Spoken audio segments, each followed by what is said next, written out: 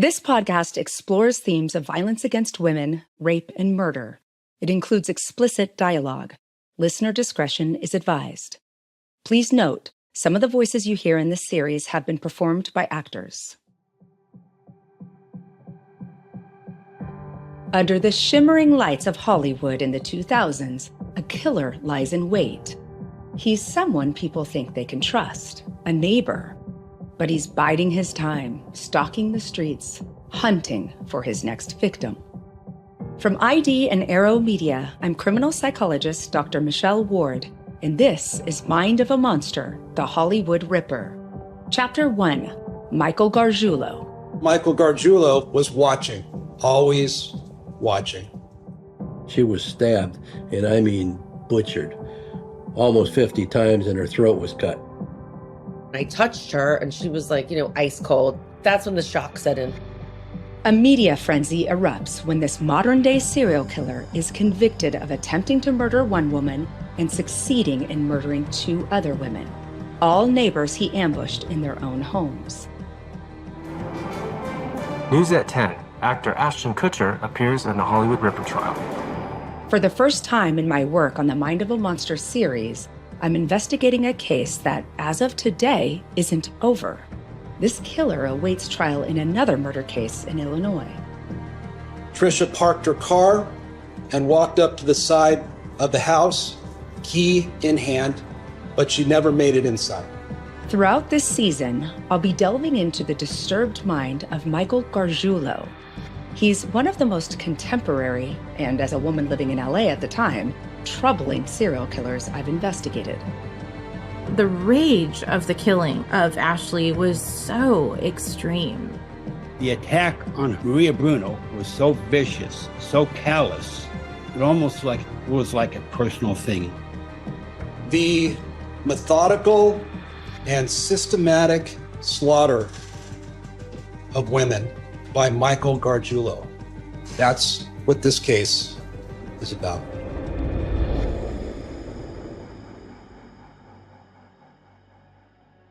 It's 2019. Michael Gargiulo is standing trial for multiple murder charges in Los Angeles. I remember it vividly.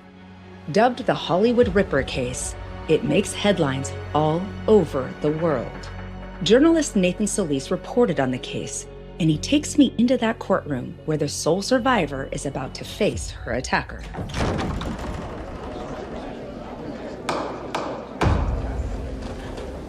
So Michelle Murphy takes the stand. It must have been a moment of high drama. She's finally face to face with her attacker 11 years later. What do you remember about her testimony and the atmosphere in the courtroom at that time? The room felt incredibly fraught with tension, not necessarily out of fear for her safety, but fear for her having to confront this again. She was just so incredibly brave and strong in the eyes of everyone in that room at that time. I wrote in my notes, because Gargiulo is about, I think, 6 feet tall, and she's petite, and she's much smaller than him, but she's carrying herself like she's 10 feet tall, because she had so much courage and conviction to be up there. She struck me as someone who had no problem looking at Gargiulo. She was the one that survived, and she looked directly at him. And I don't think that's something that we can all say for ourselves. Michelle Murphy's testimony opens the trial. Everyone wants to hear from the woman whose survival unmasked a suspected serial killer. The 37-year-old takes the stand. She's only a few feet away from the 43-year-old Michael. He's bald, pale, and wearing thick-rimmed glasses. Virtually unrecognizable from the repairman with Hollywood good looks who was Michelle's neighbor in Santa Monica back in 2008. Did she mention about her interactions that she'd had with Mike Gargiulo before the night when he attacked her? Yeah. So the two of them lived in opposite apartment buildings in Santa Monica, and they had a common alley in between the two of them, and that's where they would park their vehicles. He had a utility truck parked, and she would sometimes see him, and he would occasionally wave to her. That was the extent of their interactions. She didn't feel like she was being watched or stalked. No, but apparently his apartment looked right into her apartment, so it was just a matter of him looking out his window. Oh, gosh. Michelle's testimony takes us back to April 28th, 2008, a warm spring evening in Santa Monica. She's put in her laundry, and now she's working out in the back alley behind her apartment building. She's jumping rope. Michelle is 26 and keeps in good shape. She's 5'1" and attractive with dark shoulder-length hair. By 9 p.m., her laundry is done. She empties the dryer and goes up to her second-floor apartment to take a shower. A relaxed evening lies ahead. Her roommate is out of town, so Michelle has the place to herself. But it's a Monday night, so nothing crazy, just TV and then sleep. She cracks open the living room window to let in a cooling breeze before going to bed at about 10:30.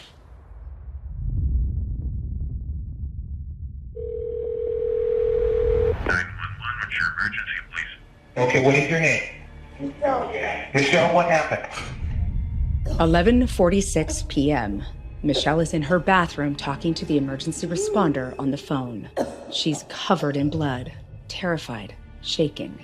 Please describe for us what she says happened that night. She testified that she woke up to the feeling of the knife coming down on her, and that she couldn't immediately see what was happening, but she knew that someone was on top of her.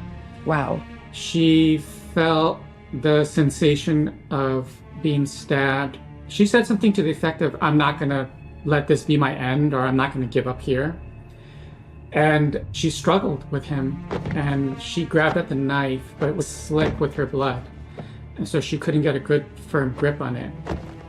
So as she was struggling, she pulled her legs out from under him.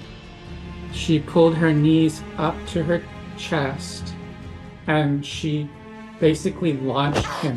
She kicked him off with whatever strength she had. You go, girl. Yeah, no, it was incredible to hear her describe that. And during that struggle is when he cut himself. Okay, so was he armed with just the knife? Michelle, I'm sorry, are you able to walk to the door? The prosecution just laid out its evidence and was asking their questions, and that included the 911 call of her talking to an operator and about the attack, and her voice sounded composed but very tinny. The quality wasn't great, and at times you could hear her breaking down, and then she would pick herself up. So she was able to describe his physique and his height. She said, "Oh, he's 5'11".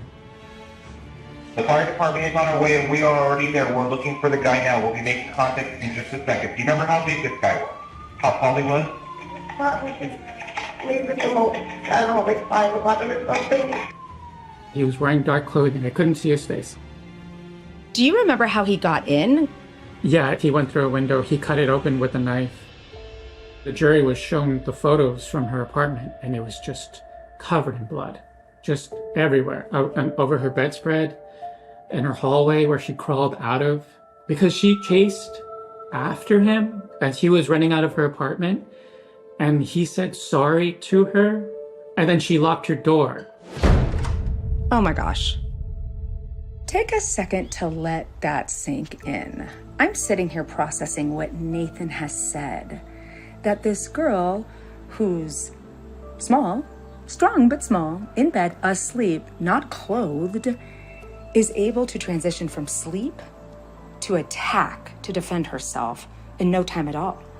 No matter who you are, it takes time to realize what is going on around you, what you're experiencing, and to engage in fight or flight.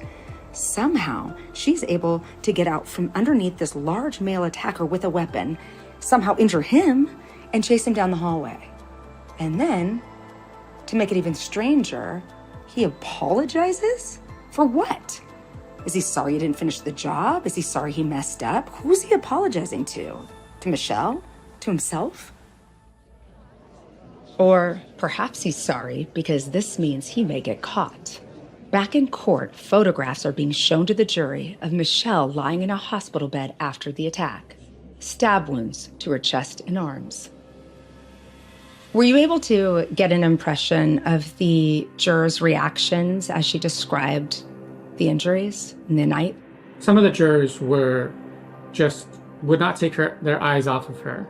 And a few of them were taking notes and visibly upset when they would see photos of her injuries that were put up on display. So you could see that they would take a beat and they would look up, and it was kind of like a gut punch because you're looking at this very graphic cut to this person's body. And she was in the room with us. There was also a sense that she was getting the last word in and that she was able to face her attacker and, hold him to account. From an emotional standpoint, how did she seem on the stand? She seemed, for the most part, composed. And the fact that she had the ability to go through those questions without breaking down was definitely surprising. I mean, despite it being 11 years later, none of us have experienced anything like that. And I can't imagine ever reliving it without being an absolute mess. She painted a picture that you probably could never really imagine. The idea that someone is in your bedroom at night is probably a fear that a lot of people have, but for her to paint that visual and then for her to be in the room with this man made her seem like she was a giant. For my research, I have access to thousands of pages of legal documents from the California State Superior Court. Throughout this series, I'll be digging into these transcripts to gather information. I've learned that Michael's trial revolves around 4 women: Michelle Murphy, whose courage ended his killing spree, Ashley Ellerin, and Maria Bruno. Plus, the judge takes a rare step of allowing the prosecution to include evidence about a 4th woman, Trisha Pacaccio. Michael will stand trial for her murder later in Illinois. Like all of the women he's accused of killing, Michelle Murphy is good-looking, outgoing, and petite. Easy for Gargiulo to overpower. Beyond neighborly hellos, they did not know each other. Who is Michael Gargiulo, and how did he become such a brutal killer?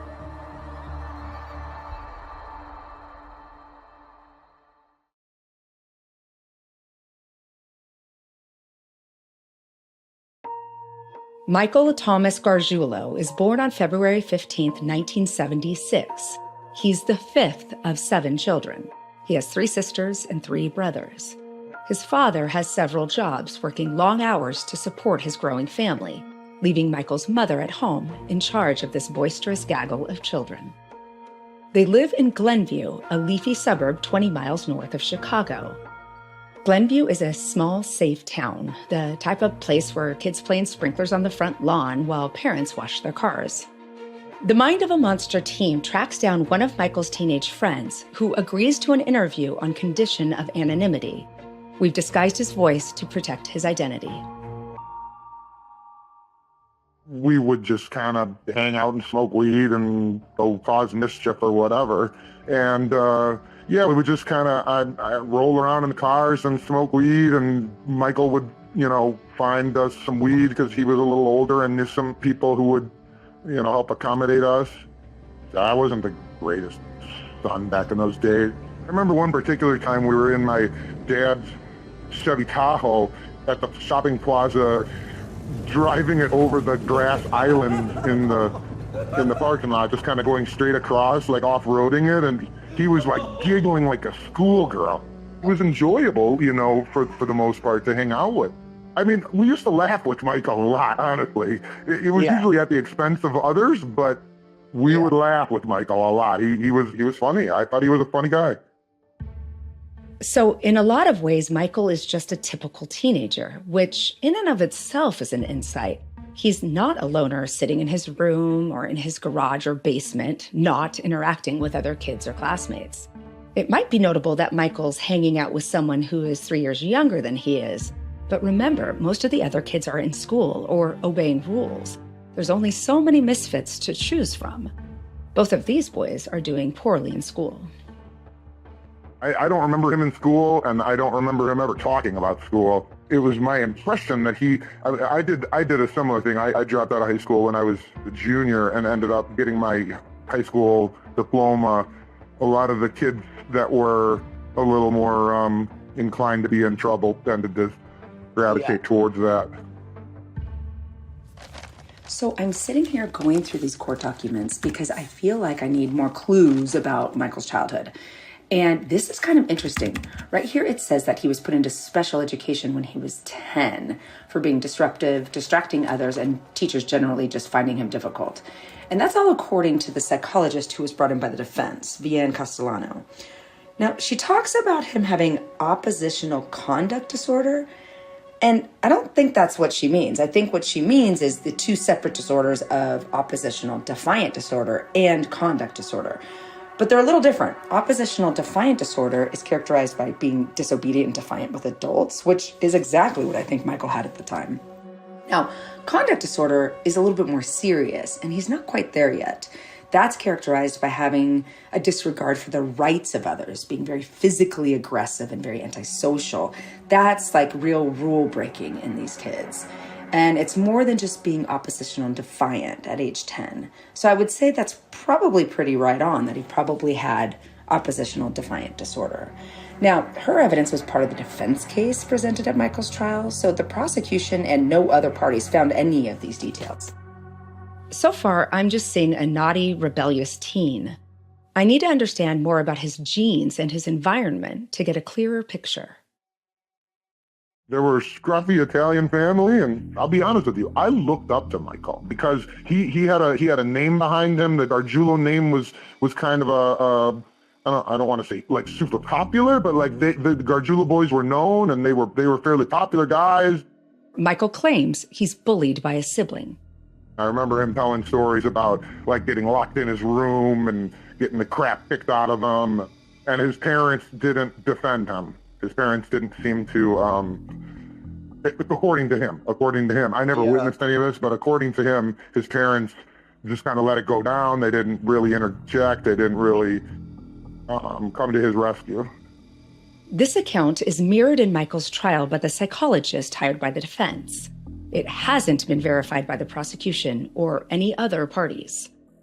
Michael is a bully too. I want to see if his teenage friend ever saw this side of him. He was just an intimidating, volatile, unpredictable guy. I always felt like I was lucky because for whatever reason Michael didn't pick on me. He would pick one of us in the group and just, God, he was mean. He would just belittle you, make fun of you. He was relentless. He wouldn't stop. I remember him picking on my friend. I was a bigger kid when I was young. I was already predisposed to be on guard for bullying. So I always found it enjoyable that Michael didn't pick me to pick on me. But I just always remember feeling like on edge, you never kind of knew what he was going to do. We'd be sitting there one moment smoking a joint, and the next moment Michael would be ripping his shirt off, running across the field screaming, or attacking my buddy and punching him, repeatedly. He was extremely volatile. You just never knew what he was going to do. This is more significant bullying than someone who simply targets just one person. As discussed, this looks like conduct disorder, which is more serious than oppositional defiant disorder, or ODD. ODD is a pattern of negative, defiant, and disobedient behavior towards authority. Conduct disorder, on the other hand, includes physical aggression, destruction of property, deceitfulness, and overall more serious rule violation. Now, this can be typical in someone we see on a trajectory toward full-blown antisocial personality disorder, in which we have a long-term pattern of disregard for and violation of the rights of others, like a criminal in the making. But lots of well-adjusted adults were bullies as children. So I need to dig deeper into his familial history to try to understand all possible influences on his criminal outcome. I found out that both of Michael's grandfathers came to New York in the early 1920s on a boat from Naples. Fred Gardife is a professor of Italian-American studies and, like Michael, is a third-generation Italian-American. His grandparents arrived in Chicago around the same time as Michael's. Why Chicago? Why'd they go there? Chicago was the transportation hub of the United States. It was the point in which people, went west. There was meat packing, there were transportation, the railroads met there. Everybody needed workers at that time, and they really needed unskilled workers as well. What kind of jobs would they have had? They would have worked for the railroad. They were the builders. There's a story that says they were lured over with the idea that the streets were paved with gold. And when they got here, they realized the streets weren't paved at all. There was no gold there, and they were the ones expected to do the paving. Many migrants died during the buildings of skyscrapers. This kind of idea that the worker was expendable. Life is cheap for first-generation Italian immigrants like Michael Gargiulo's grandparents. Their children would have witnessed the hardship, the blood, sweat, and the tears it took to build a new life. The sacrifices that meant they could leave the Italian ghetto for the leafy suburbs. Just like Michael's parents did when they moved to Glenview in 1964. You don't know the Gargiulos, and you're a bit older than Michael, but how was life at home for you and your family growing up? I grew up thinking very much so that I would never live to be 40 or 50 years old because violence was something that was expected. It was a way of resolving problems. Somebody's giving you a problem, slap them. Somebody's giving you a real problem, kill them. My father was killed when I was 10. My father's father grabbed me the day my father was killed. I was about to cry, and he said, "You're the man in the family now. Men don't cry." I didn't cry from that day in 1963 until I went into therapy 40 years later. But when I did go to therapy, I had a therapist once who said to me, "It's a wonder you didn't become a mass murderer." Obviously, Fred Gardafe did not turn into a mass murderer, and frankly, having a violent childhood does not at all mean someone will grow up to be violent. I don't know how much of Fred Gardafe's story rings true for Michael's family, but this tough, macho immigrant heritage is somewhat of a useful lens through which to view Michael's upbringing. We do know that we are culturally, genetically, and environmentally related to our own family. So disentangling the causes of behavior in one singular person is impossible. It's too anecdotal. We need a population statistic for that. However, we also know that there can be cultural influences in terms of what specific behaviors are normalized within a family. Then Fred Gardafe tells me something else deep in the Italian psyche that might help me understand Michael better. So what was going on in Italy in the 1920s that made so many people want to leave? Italy was a land that was constantly invaded, and not only invaded, but occupied by foreign countries. And this idea of creating a false front and to protect your real core of who you are. That's part of the behavior of people who live in occupied countries. The Italians call it having a bella figura. And you make yourself look better than you are, or you make yourself look worse than you are. So this idea of bella and brutta figura, it's so ingrained in Italian culture that people like Gargiulo would have had it under his skin. It would have been in his DNA. And the idea is you don't let people know what you're thinking. You don't really let them know the truth about you. The idea is that if you tell the truth to somebody, the devil will take over. Don't let anyone know what you're thinking. Don't let anyone know the truth about you. The perfect mantra for a serial killer. This also makes me wonder more about Michael's parents, how he was raised, and what his home life was like. Something for me to dive further into. So I'm outside playing with my dogs as they are wrestling. Over here. And it's got me thinking about Michael Gargiulo's friend and what he said about him and how he's a bully and he's kind of, a little bit violent and maybe a bit of a troublemaker, but so are plenty of teenage boys. And what I think is, yes, we could be seeing a guy on a bad trajectory, but we have to remember a lot of teenage boys grow out of this kind of stuff.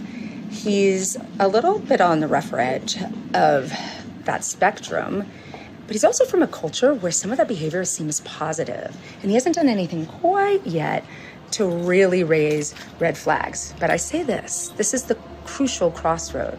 It's where some kids mature and become reasonable adults, and others take a much more dangerous road. We'll see where he goes.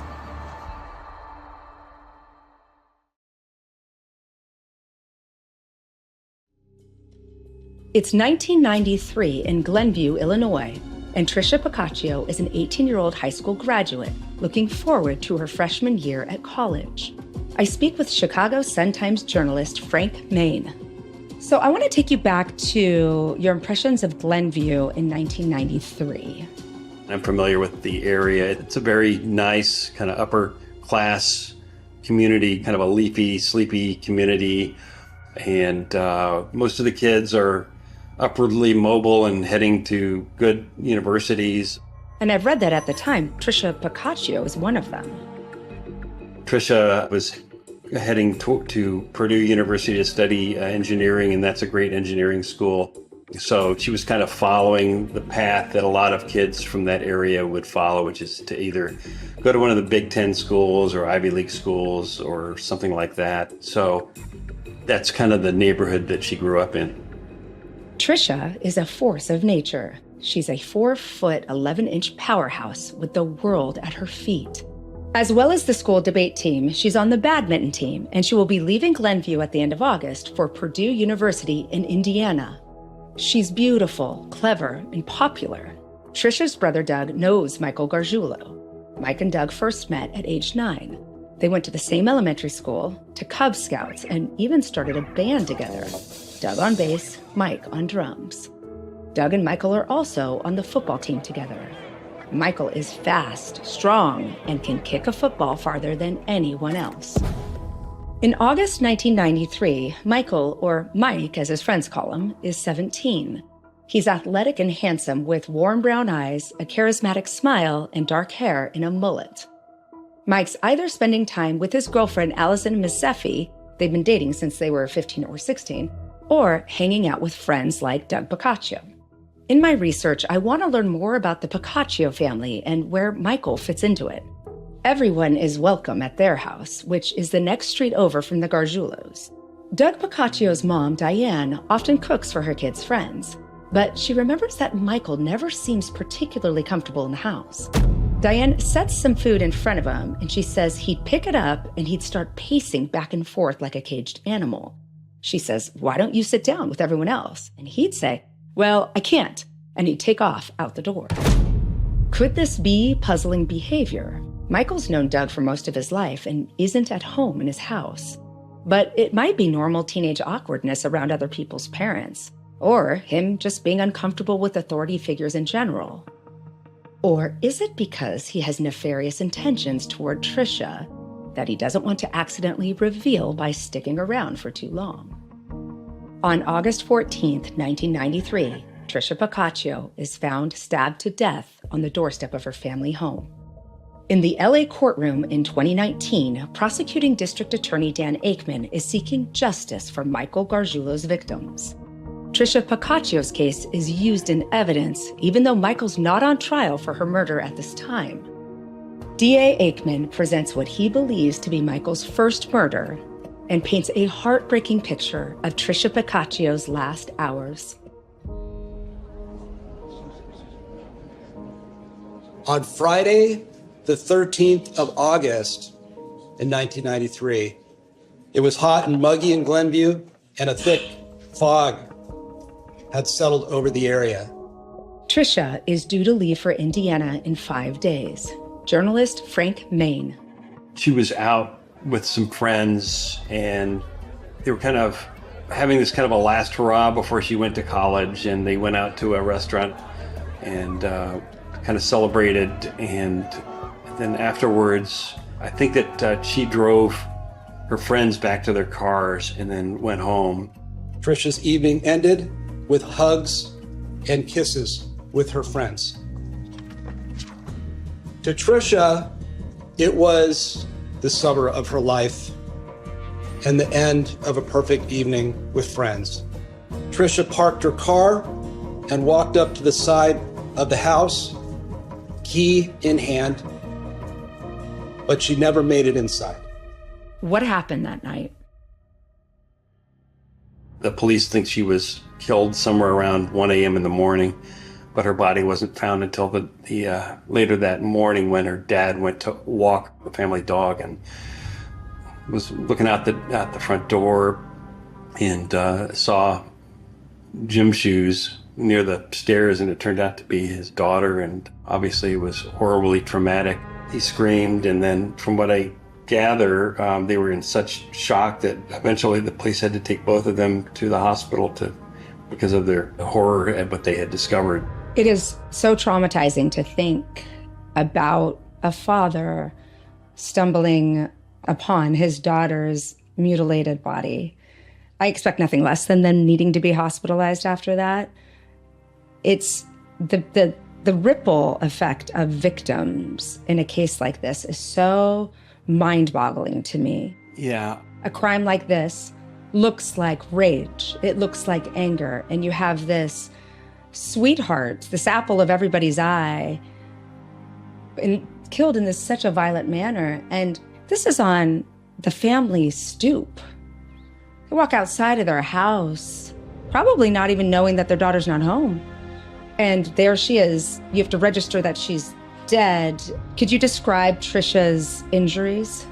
From what I recall, one of her arms was broken in the struggle that she had with her killer.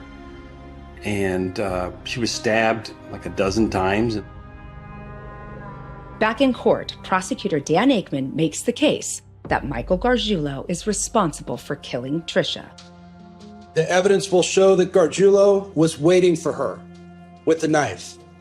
Gargiulo, who is athletic and had trained in martial arts and boxing, grabbed Trisha, who was very petite, snapped her arm, and stabbed her repeatedly in the left breast, arm, and chest. Gargiulo left her bleeding to death on the doorstep of the family home and fled. Michael's teenage friend remembers that day vividly more than 30 years later. That was a huge, huge thing for little Glenview, to have a little girl stabbed to death on her doorstep, you know? I mean, that was big news in Glenview. Murders are very rare in Glenview, and this one of an innocent girl ferociously stabbed outside her home has a shattering impact on the collective psyche. Journalist Frank Main. So it's a crime that obviously seems linked to extreme anger and personal animus.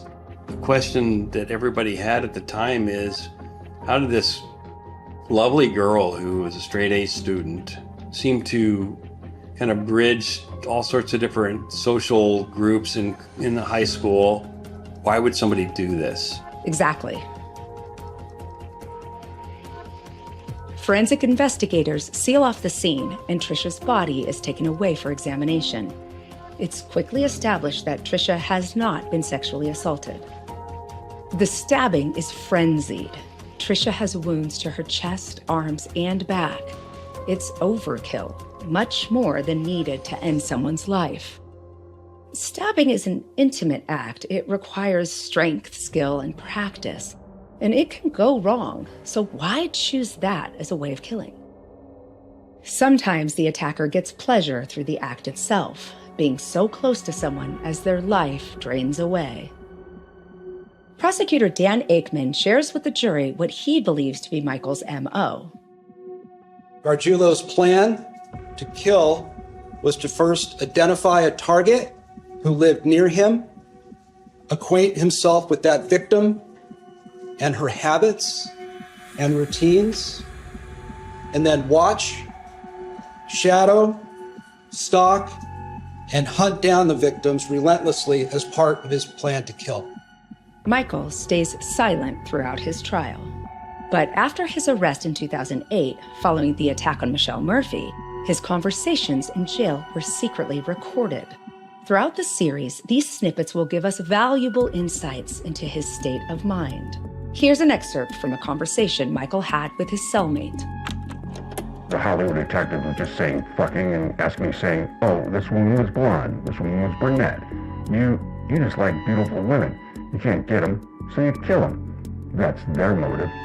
Yeah, I think they're fishing. That's what it sounds like. I was like, what? I've never heard any woman over any just into making money. I don't have problems with any women. I should write a book and publish it. What are you going to call it? Wrongfully Accused. Michael's typical of many killers. Of course he didn't do it, but that couldn't be further from the truth. Michael is setting patterns that will expose him as a dangerous predator, a killer who meticulously targets and stalks young women before butchering them in the most horrific way.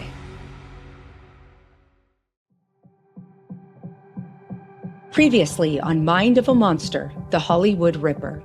I just always remember feeling like on edge. You know, you never kind of knew what he was going to do.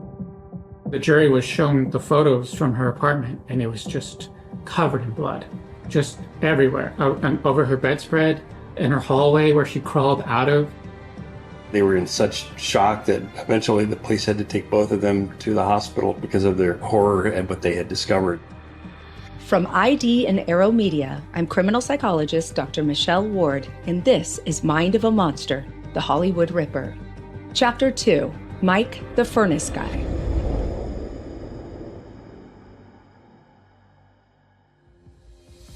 It's August 1993, and the 18-year-old sister of one of Michael Gargiulo's best friends has been stabbed to death on her doorstep. The town of Glenview, Illinois goes into collective shock. Trisha Picaccio was one of their brightest stars. Cook County PD cordon off the scene. They begin gathering evidence, but there's precious little left behind by the killer. Detectives find a shoe print near Trisha's body, but it turns out to belong to her dad, Rick. The Picaccio family moves out, and it'll be years before they can face moving back home. Trisha's fingernail clippings are collected for DNA. A forensic examination shows that Trisha has not been sexually assaulted. Small comfort to her distraught family. Detectives interview dozens of people: neighbors, family members, classmates, teachers, and friends. Michael Gargiulo isn't friends with Trisha, but he's friends with Doug, her younger brother, and he lives nearby. So Michael is also interviewed. Dr. Leslie Dobson is a clinical and forensic psychologist who has studied Michael's file. Together, Dr. Dobson and I will pry open Michael's mind and motivations throughout the series. If he killed her, he was only 17 at the time. Is that kind of young for a stalker turned killer? Not with his history. I mean, if he genuinely had conduct disorder, there's a lot of anger there. So I think his impulsivity and his rage was starting to peak around that age. In my record review of serial killers and stalkers and rapists, I've seen behaviors as early as 5 years old, with the mutilation of animals, with the curiosity of what their organs look like. How about specifically to stalking? Do you see that in their backgrounds? I have seen young children become obsessed with people. And oftentimes they don't have the means or the resources or the cognitive ability to stalk. So they become very obsessed with characters, with actresses. That's so fascinating. So some of these stalkers are exhibiting kind of an obsessive tendency in childhood. And what do you think of the way that Trisha was killed? What does that tell us about her killer? And I think we can assume it's a he, given the vast majority of murderers in the US are male. To me, it tells me that there's a higher level of psychopathy present, because he needs a hell of a lot of stimulation to meet his needs. He is timing this where he has minutes to get it done and to get out. He's very, very careful. Well, and that's an important thing for our audience to understand, is that psychopaths generally have low autonomic arousal. They're kind of bored. Their heart rate doesn't go up easily, especially when anticipating fear. They don't really experience anticipatory fear. So they often are sensation seekers. They're looking for a thrill. So not only is the killing thrilling, the stalking's thrilling, but as you mentioned, that window that he has to operate in, that adds to the thrill. He killed her on the steps outside. That is so risky. That is. Like, can you imagine, he's so confident that she's not going to scream. He's so confident in his ability to brutally murder somebody. I mean, it screams of an experienced serial killer, not a 17-year-old. So here's what I'm thinking after talking to Leslie Dobson. First of all, we don't know why Trisha's been killed. It could be a robbery gone wrong. It could be a jilted boyfriend, a jealous girl. It could be a serial killer, but we don't know. We can, however, tell a few things from the crime scene. And I've got to say, this killer is either incredibly lucky or incredibly skilled. There is such a short window in which this crime could have been committed. And it's committed right outside of Trisha's home. Her parents are inside, and her brother Doug didn't even go to bed until midnight. And Trisha's killed around 1 a.m. Anybody could have woken up, a neighbor could have seen it. So it's tricky. We don't know enough yet. And when it's that intimate of a killing, it does kind of smack of either someone who's experiencing rage or someone who's experiencing thrill-seeking. But because we don't know what the motivation is, we can't make those kinds of statements nor draw those kinds of conclusions yet. If Michael was interested in Trisha, he certainly kept it well hidden from everyone. Michael's girlfriend at the time, Allison Mazeffi, says Michael was not romantically interested in Trisha. But who's watching the watcher? We don't have a lot of evidence of Michael coveting Trisha, stalking Trisha. To me, that means that we just don't have anybody saying it. Nobody was watching. But do you think he probably was stalking her for some time before he actually killed her? Definitely. And he lived so close. He was stalking her probably during school. He was probably building this fantasy in his mind about her. And she did sound like an incredible human being and somebody that he will never, ever be able to date or be. So let's kill her. We're speculating. Michael Gargiulo has not been convicted of Trisha Boccacio's murder. However, he has been charged and in September 2024 was extradited to Illinois. He is currently awaiting trial. Michael tells police that on the night of the murder, Friday the 13th of August, he was hanging out with his girlfriend, Allison. They picked up Doug Boccaccio and another friend, Jonas. They wanted to see a movie, but it wasn't playing in the theater. So the couple took Doug and Jonas back to the Boccaccios. And then they went for a pizza before Allison dropped Michael back at his house between 10 and 10:30 p.m. Years later, when Michael's on trial for the two other murders, Allison would reveal something else that Michael told her. She says that the day after Trisha's murder, Michael seems nervous and tells her he has to get rid of some knives. Trisha's parents, Rick and Diane Boccaccio, also notice Michael starts acting out of character. Chicago Sun-Times journalist Frank Main has been covering the Boccaccio case for more than 15 years. Tell me about Michael's behavior toward the Boccaccios after the murder. He didn't really know the parents very well, and they were surprised, thought it was weird that he sent flowers to their house after Trisha was killed. He even buys Trisha's dad, Rick, a shirt. Is he feeling remorse, or is he trying to act innocent? Either way, the Boccaccios find it weird. Cook County PD's investigation stalls. No arrests are made. Days turn into weeks, and it's agony for those left behind. People in Glenview wonder why the investigation isn't moving forward. I go back to the call with Michael's teenage friend. The Glenview police, in my opinion, were wildly ill-equipped. I don't think they ever thought something like that could ever happen. And I'll be honest with you, I wouldn't have thought it either. A year passes.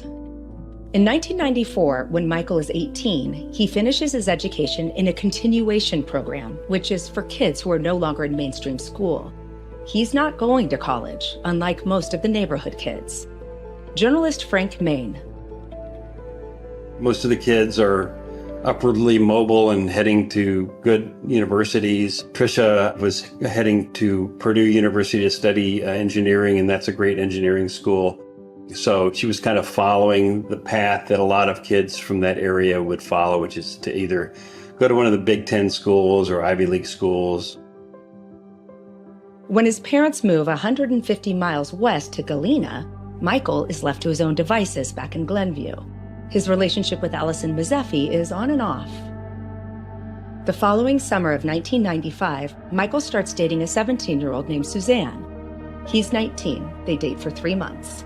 During that time, he shows her a copy of the Anarchist's Cookbook, which is an illicit guide to bomb making, drug manufacturing, and hand-to-hand combat. It is a beloved read of both extremists and revolutionaries. But that's not all. Suzanne says that after they break up, Michael picks her up one day and takes her back to his house, where he handcuffs and rapes her. She doesn't report the rape to police until years later because she's terrified of Michael. He's very scary and has a terrible temper, she says. The attack has a profound impact on her life and relationships for years to come. Although Suzanne doesn't report her attack at the time, Michael is on the Glenview police radar soon enough. I asked Glenview police for Michael's rap sheet, and a few weeks later, they emailed this attachment. Some of the entries are typed, and some are handwritten by police and even by Michael. There are details that are redacted with thick black lines, but there's enough here to give me some flavor. So around this time, he's mainly involved in small vehicle crime, like stealing from cars, really small stuff. But a couple of the entries do stand out. One is March of 1996. He's 20 and unemployed, and he walks into the Glenview police station to complain that he's being followed by police from multiple agencies. Now, that seems kind of paranoid, unless, of course, you've killed someone. He is arrested and he spends a night in jail because another police force is looking for him because of a vehicle-related crime. And then in May 1997, he gets in a fight in the parking lot of Glenbrook South High. Strange, because he's 21. What is he doing hanging out at his old school at 2 p.m. in the afternoon and then punching someone in the face?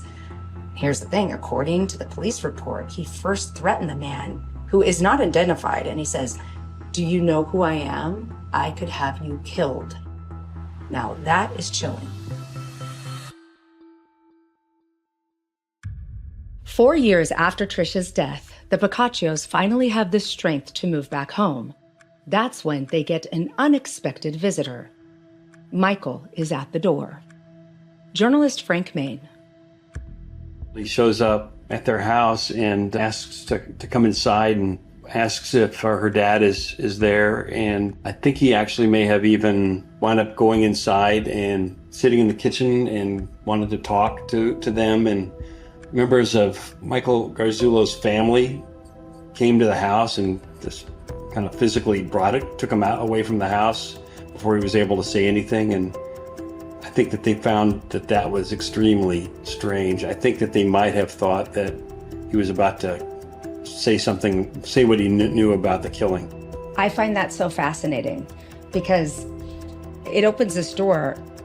Was he about to confess? And if he had, what would that have meant for all these other victims? It may not be fair to say, but these killings in Los Angeles wouldn't have happened if he was in prison in Illinois. So yeah, that was a kind of a pivotal moment in the universe in this case.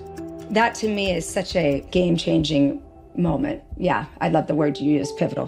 That's exactly what it is. Forensic psychologist Dr. Leslie Dobson agrees. He sat in the kitchen with the parents, and the parents felt like he was about to say, "I murdered her." And then the family rushed in and took him out of the house.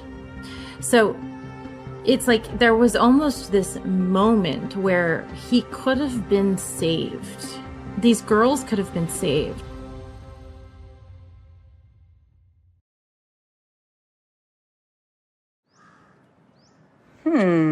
Could Michael be that super rare thing? A serial killer with a conscience? Although studies show that only 2 to 3% of male serial killers turn themselves in, it can happen. And when they do, generally it's because they don't trust themselves and they don't want to do any more harm. So they need some sort of external control because they fear their own actions.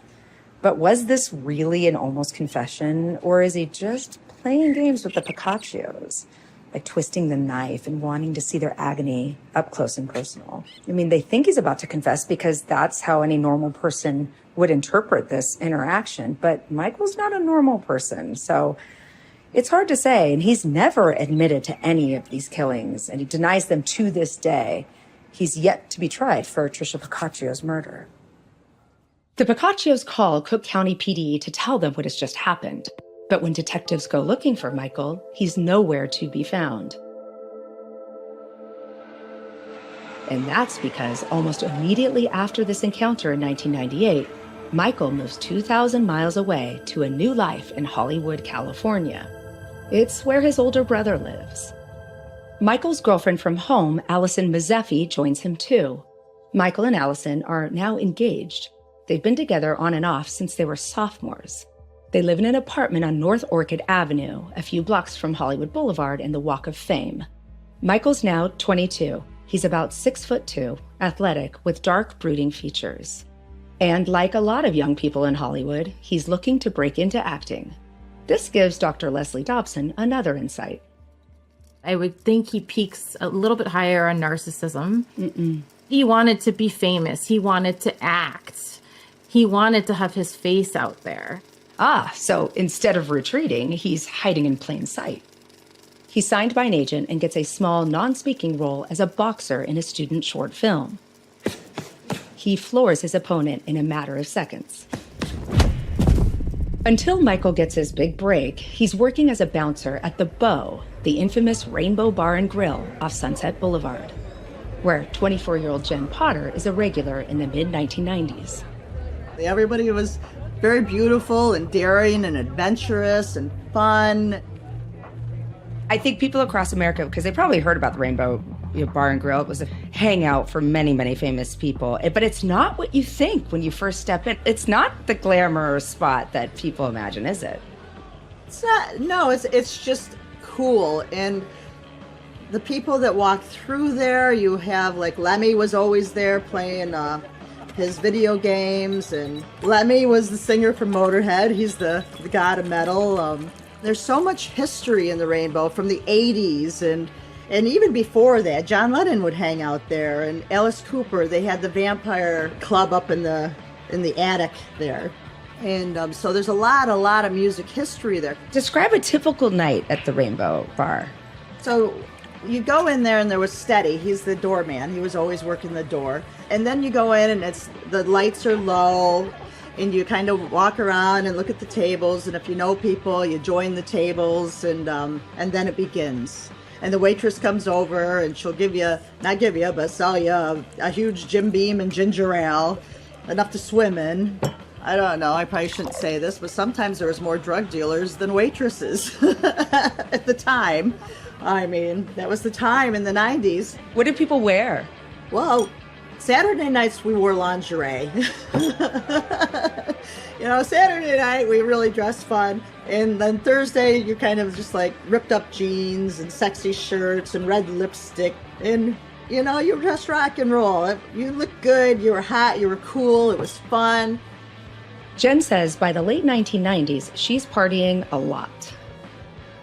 I was at the Rainbow 4 or 5 nights a week, and that lifestyle got me. I was high. I was sky high. That's when she encounters the new doorman, Michael. I was like, oh, who's that? He was very nicely built. He was good looking. It's like, okay, he's the new door guy. I've got to say, hey, this is Jen Potter. I'm a regular. I'm that little tornado. Yeah, I'm that girl. So when I saw him and I approached him, I had never, ever felt that type of energy before. It was cold. It was not friendly. It was not welcoming. He kind of looked at me, and then he looked up and above me like he was looking 50 feet away. Weird. Yeah, and I kind of still tried to get in there a little bit, like, hey, trying to be cute, trying to be funny, trying to be warm, loving. That's just who I am, and none of that worked. And wow. And I had goosebumps, and I actually, that resonated with me for a lot. After that initial contact, I was like, wow, that was very strange, but I never thought about him being a serial killer. I just thought of him being a dick. Were you attracted to him? Did you want to date him? Or I wasn't attracted to him at all. But if he was different, if he kind of said, hey, who are you? What's your sign? You know, I might have said, hey, what are you doing later? Meet me for a drink. You know, because he was good looking and built nice and working at the Rainbow Bar and Grill, you know, so he must be cool, you know. I had brief encounters with him because I kind of stayed away from him. When I observed him, he was standoffish. He wasn't overly friendly with everybody. I thought about it, and I still think about it to this day, because now, especially finding out he's a serial killer, makes me really think about it, because back then, I'm like, well, what if he was charming? What if he said, hey, Jen, let me give you a ride home? Hey, Jen. The chances, you know, I might have gone. The Jen Potter, being wild and wacky and forgiving and having faith in whatever's going to happen next, could have gone left, you know? I mean, it's way too close for comfort, especially when you find out that he's actually targeting people he sees frequently. Right, exactly. Has knowing about him being a serial killer and being in your orbit changed how you feel about your Hollywood days and your partying days? Oh, absolutely. It's scary as shit to think that back in those days, I mean, dressing in lingerie, going to the Rainbow after you drank half a bottle of bourbon and whatnot, and extras, high as a kite, feeling like a brand new spring day, just a little wobbly. Anybody could, you know, it's the guard is definitely down. I'm back in my office digesting Jen's story. And here's the thing. We live in a time now where information travels easily and readily. But back in those days, we weren't on our smartphones constantly, and we weren't updating our social media accounts. So we didn't necessarily hear about anecdotal murder stories unless we were reading the newspaper or watching the news. This environment is a perfect hunting ground for a predator like Michael Gargiulo, an anonymous, excessive world. And as a bouncer at the place to be, Michael's got power over who gets in and who doesn't. Forensic psychologist Dr. Leslie Dobson sees even more reasons for Michael to want a job like that. One, he's assessing for potential victims in doing that job. Two, he's getting the stimulation. I'm sure he was physically violent as a bouncer as well. Spot on. And it isn't long before Michael is allegedly fired from the Rainbow for punching a customer. By 2000, Michael's relationship with fiancée Allison Mazzefi has ended. Maybe she finds out he's cheating on her. I'm speculating. I don't know why their relationship ends, but now he's dating Vilma Carrillo, a McDonald's cashier he met in an AOL chat room. He tells Vilma that he fled Chicago because the police are trying to frame him for a murder he didn't commit. He's full of tall stories, like he studied forensics and came to California to train as an Olympic boxer. What might sound intriguing is that Michael can attract women, lots of women. But let's remember that most serial killers are charismatic and many are physically attractive. I'll be tracking Michael's many overlapping relationships across this series. As we know, the vast majority of serial killers are psychopaths, and psychopaths don't experience remorse, guilt, or empathy, so why wouldn't they cheat? Michael uses work to meet women, and now that he's not at the Rainbow Room, he finds himself a much less Hollywood type of occupation, as an air conditioning repairman. This is how he engineers a meeting with his next target, Ashley Ellerin. At Michael's trial in 2019, prosecutor Dan Aikman introduces Ashley Ellerin, one of the women Michael Gargiulo is accused of murdering. Ashley Ellerin led a glamorous life. A beautiful 22-year-old fashion student, she socialized with the young Hollywood crowd. Ashley was very social and outgoing, and soon attracted Gargiulo's attention. Gargiulo, who lived within a short distance from Ashley's house and frequented the dog park across from her house, injected himself into Ashley's life. Ashley is a vibrant, blonde 22-year-old who moves to Hollywood from Northern California to study fashion in September 2000. She rents a bungalow near Hollywood Boulevard, and she's looking for a housemate. Jen DeSisto, another Hollywood newbie, happens to be looking for a place to live, and she hears about Ashley through a mutual friend. Justin was like, you should come meet her. I think you guys would get along. She's from New Jersey, et cetera, et cetera. So within those next couple of weeks, I went there. Ashley was Ashley, which meant, she had a little bit of like a smartass attitude, which I appreciate very much. But we kind of had it the same. So we did really kind of hit it off rather quickly. It was nice. I was excited. I was very excited to move to Hollywood, to see, what my friendship with her would look like and all that stuff. When you met her, what was your first impression other than her being a little sassy? I mean, she was super cute. I mean, she was a beautiful girl, and she had definitely like a very great body.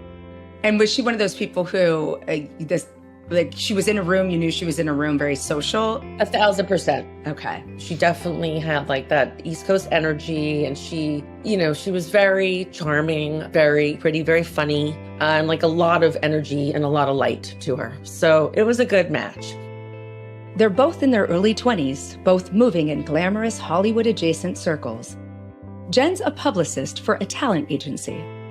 I mean, I was 23 years old. I had my own office. I had an assistant. I thought I was in Century City in a high rise with my own office. I thought I've made it. This is excellent. Before Jen moves in, they celebrate the end of 2000 with a group of friends. Tell me more about this New Year's Eve night, you guys. I mean, it's like Bob Seger writes songs about this, right? Hollywood Nights, Hollywood Hills. I know. I remember us all spending New Year's together. I remember my ex picking us all up. We were like a crew in a Range Rover, bopping around in the Hollywood Hills, going to parties and going here, going there. And I just remember us all bopping around. Like, it was almost felt like Muppets. It was like a Muppet car almost. But we were all so excited. I mean, I think I was wearing like a beaded Valentino dress. I mean, it was like a whole, oh yeah. Girl, where did you get the money for a Valentino dress? We went to Barney's. Remember the Barney's on Wilshire? Of course. And what about Ashley? I remember her wearing glitter turquoise pants with like a short, like rabbit fur coat. I mean, she had it going on. But yeah, so we were all decked out. We were living like what appeared to be like the fancy life, big time, for sure. It was really fun. Jen DeSisto moves into the house on Pinehurst Road with Ashley Ellerin in 2001. So you move into this house. It's such an exciting time. But that area, that has a lot of unhoused people. There's a lot of partying going on right there. There's a ton of tourists. Tell me about what the house looked like. The neighborhood was definitely not as bad as it is now there, but for sure it was definitely transient. You're right, you're right off Hollywood Boulevard. But at that point, that to me was exciting. So yes, you don't think about all these like danger things. Now you couldn't catch me. You couldn't pay me enough to live anywhere in that type of vicinity. They throw parties, actors and musicians attend, and the two housemates get to know each other, both new to this intoxicating world. I would say we did have a close bond for people that knew each other for a short time, because I think we were also both experiencing these things simultaneously, having been new there, and all these things are flying at you. And we would always talk in the kitchen and talk about different things. About the East Coast. And, she talked a lot about her family, how close they were. Of course, she'd talk about guys, and she had no shortage of guys, whether they were famous or not. One of those guys is actor Ashton Kutcher. He's a rising star at the time, best known for the TV sitcom That 70s Show and the movie Dude, Where's My Car? As far as we knew, it was just like a casual situation. I mean, he wasn't certainly the only, person that she was like dating. A friend introduces Ashton to Ashley. They hit it off and are planning a date in February 2001. Before that, another guy enters Ashley's orbit. Someone all their friends only know as Mike the Furnace Guy.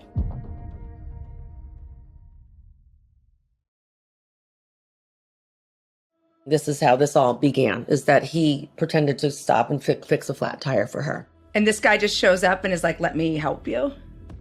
Michael Gargiulo comes out of the dog park across from Ashley's house and introduces himself as Mike.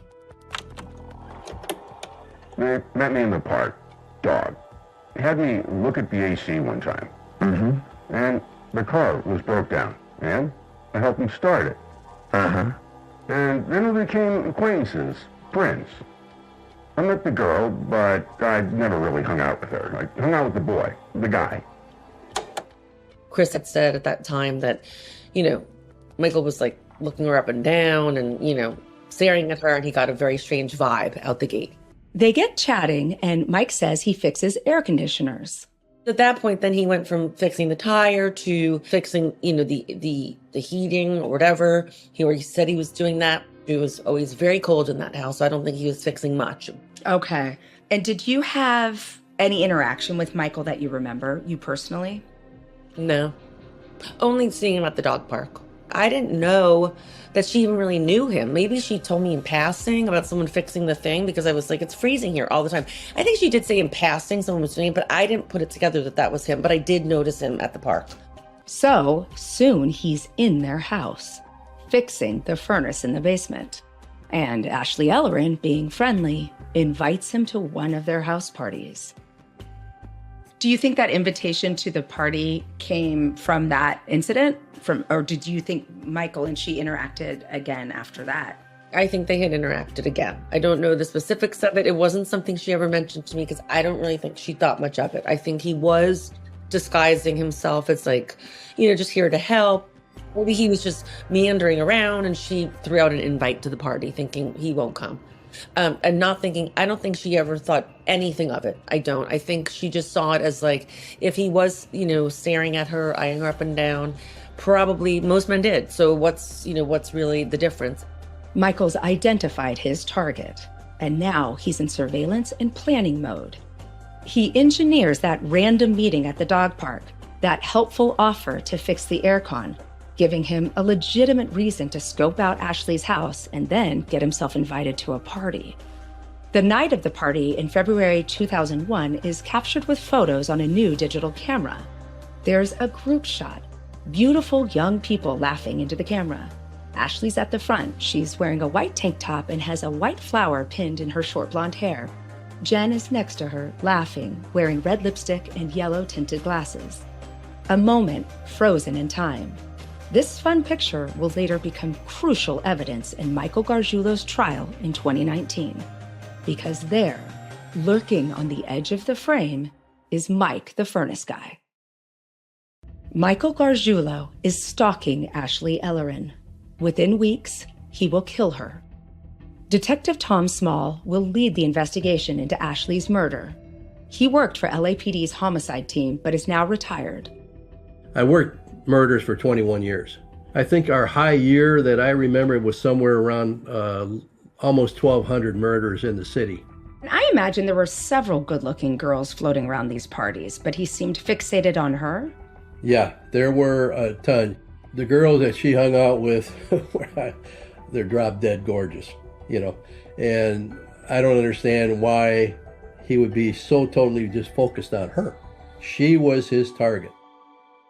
A few weeks before Ashley's death, her friend Justin spots something strange outside her house in the early hours. He sees a green Chevy pickup with the engine running and the passenger or the driver's window down. The truck is parked adjacent to the dog park and it's pointed right at the house. And he sees a guy in there kind of leaning back, and it was him. It was Mike Gargiulo sitting in that truck. Oh boy. Watching the house. Didn't even pay attention to Justin. He's just watching that house. Justin, he said he had a hard time sleeping, and he kept getting up in the middle of the night looking, and he's there all night. He's seeing Gargiulo in that truck all night long. And he was just unnerved by this. And he even called Ashley, who was out of town at the time. And she indicated to him that, don't worry about it, he's harmless. So he's stalking the house, but she's not even there at that point. Right. But he might not have known that. So now, come morning, Justin's up. And he looks out the window and he sees the truck go by. Does a pass of the house. And that's a one-way street, dead end. So now he's got to come back and he makes a second pass going the other way, real slow. Then he goes out of view. So now Justin is relieved. You think, oh, he's gone. Probably 10 minutes later, there's a bang on the door.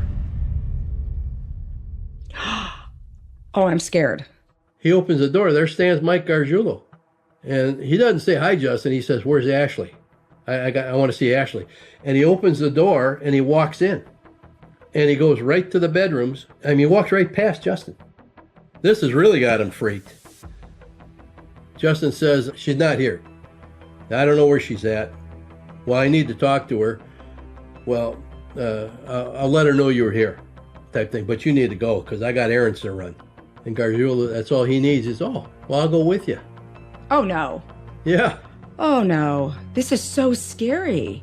So he's been up all night watching, waiting for her to return, can't take it anymore, knocks on the door the next day. Exactly. So Justin was kind of freaked by this. And for some reason, Gargiulo puts his foot up on a stool or a chair or something and pulls up his pants leg, and Justin spots a knife with a sheath strapped to his ankle. That really freaked him out because there was no reason to do that. Wow. Now that Michael's inserted himself into Ashley's life without alarming her, he can gather the information he needs and pick the right moment to strike. Ashley had a lot of parties, and she had a circle of friends that, mostly by invitation, but everybody knew Ashley had a party. But Gargiulo was not a member of that circle at all, because when she had a party, he seemed to know about it. And people would see this guy outside the house lurking, sometimes just standing in front of the dog park looking at the house, watching who goes in and who goes out. Never engaged anybody in a conversation. On occasion, he actually came in. Uninvited. He would just kind of pick a spot in the house, sit down, and all he did was watch Ashley. And if she moved to another location of the house, he would change his position so he could see her. When Ashley moved to another room and was mingling with a bunch of other guys, he took it upon himself to go scout all the rooms. So he got the layout of the whole house. So basically, he was getting a schematic, in my opinion. Mm-hmm. Wow. And somehow, Michael has a key to Ashley's house. Now we know, actually he admitted to me, he had been in her house 6 times, he said. But he had been in there a lot more than that. One day in early 2001, Ashley and her friend Monica are in the kitchen, chatting. Monica tells Detective Small the story years later. He walked in. The doors were locked. Both doors were locked. It was just Ashley and me in there. And when he got in, he had a key in his hand. Oh my God. And he looked startled. He wasn't expecting 2 of us sitting there. So I'm thinking, I bet he was going to kill her then. But he didn't know Monica was there. How did Ashley react when he showed up there? She said, how did you get in here? Where'd you get that key? Get the fuck out of here. He split, didn't say another word, but he kept the key and he ran down the street. And they just slammed the door behind him. They were really freaked by this. Do we know how he acquired a key? Probably in one of his ventures at the house. Because like I said, he went through the house. We'll see this time and time again with Michael. He does not respect boundaries, and he'll walk into his neighbors' homes like he owns the place. That's often the first thing that alerts people that there's something off about him. Forensic psychologist Dr. Leslie Dobson says intrusion is a classic stalking behavior. When we think about risks in stalking, we have to have a bigger picture. We need to be looking at the nature of the overall relationship. Is this somebody who's groomed you? Has he built a comfort zone? Has he moved into your life in some way? Do you feel like you need him? Well, Is there a note on your door saying, I am an air conditioner repairman? That's interesting. I actually do need my air conditioner repaired. No. You throw that note out, you go to Yelp, and you choose somebody who has reviews. In this case with Michael, he was really intruding himself into a group of friends. The least offensive part about Michael is he's a stalker. The worst part is he's a murderer. Most stalkers do not kill. And if they do kill, it's usually a former lover. Michael is, the rare guy who stalked and killed. Let's talk about Ashley Ellerin. Do you think she was out of his league? Definitely. I mean, she was gorgeous. She was going places. She was about to go on a date with somebody who was just rising. Michael wasn't a part of the cool crowd. And we're talking about a super cool crowd at the time, right? Ashton Kutcher. I mean, he wasn't invited in. And that, to me, enraged him even more. On February 21st, 2001, Ashley has her date with Ashton Kutcher. He's taking her to the Grammys after party. That day, Jen DeSisto's up early. She's working at the Grammys, shepherding celebrities on the red carpet. Afterward, exhausted from a long day and night, Jen gets home but realizes she's forgotten her key.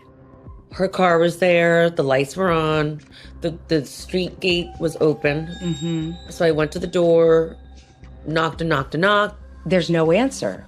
Where's Ashley? There's no sign of her. What Jen and her friends don't know is that Mike the Furnace Guy has been patiently biding his time over weeks, planning, watching, waiting.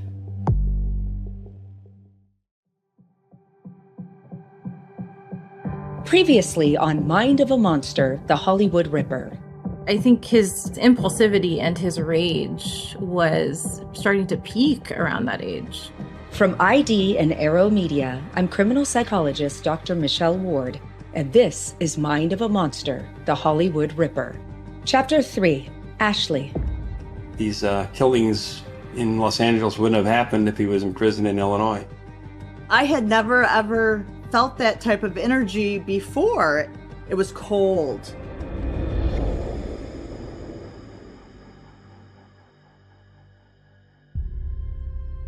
It's 10:45 p.m. on February 21st, 2001.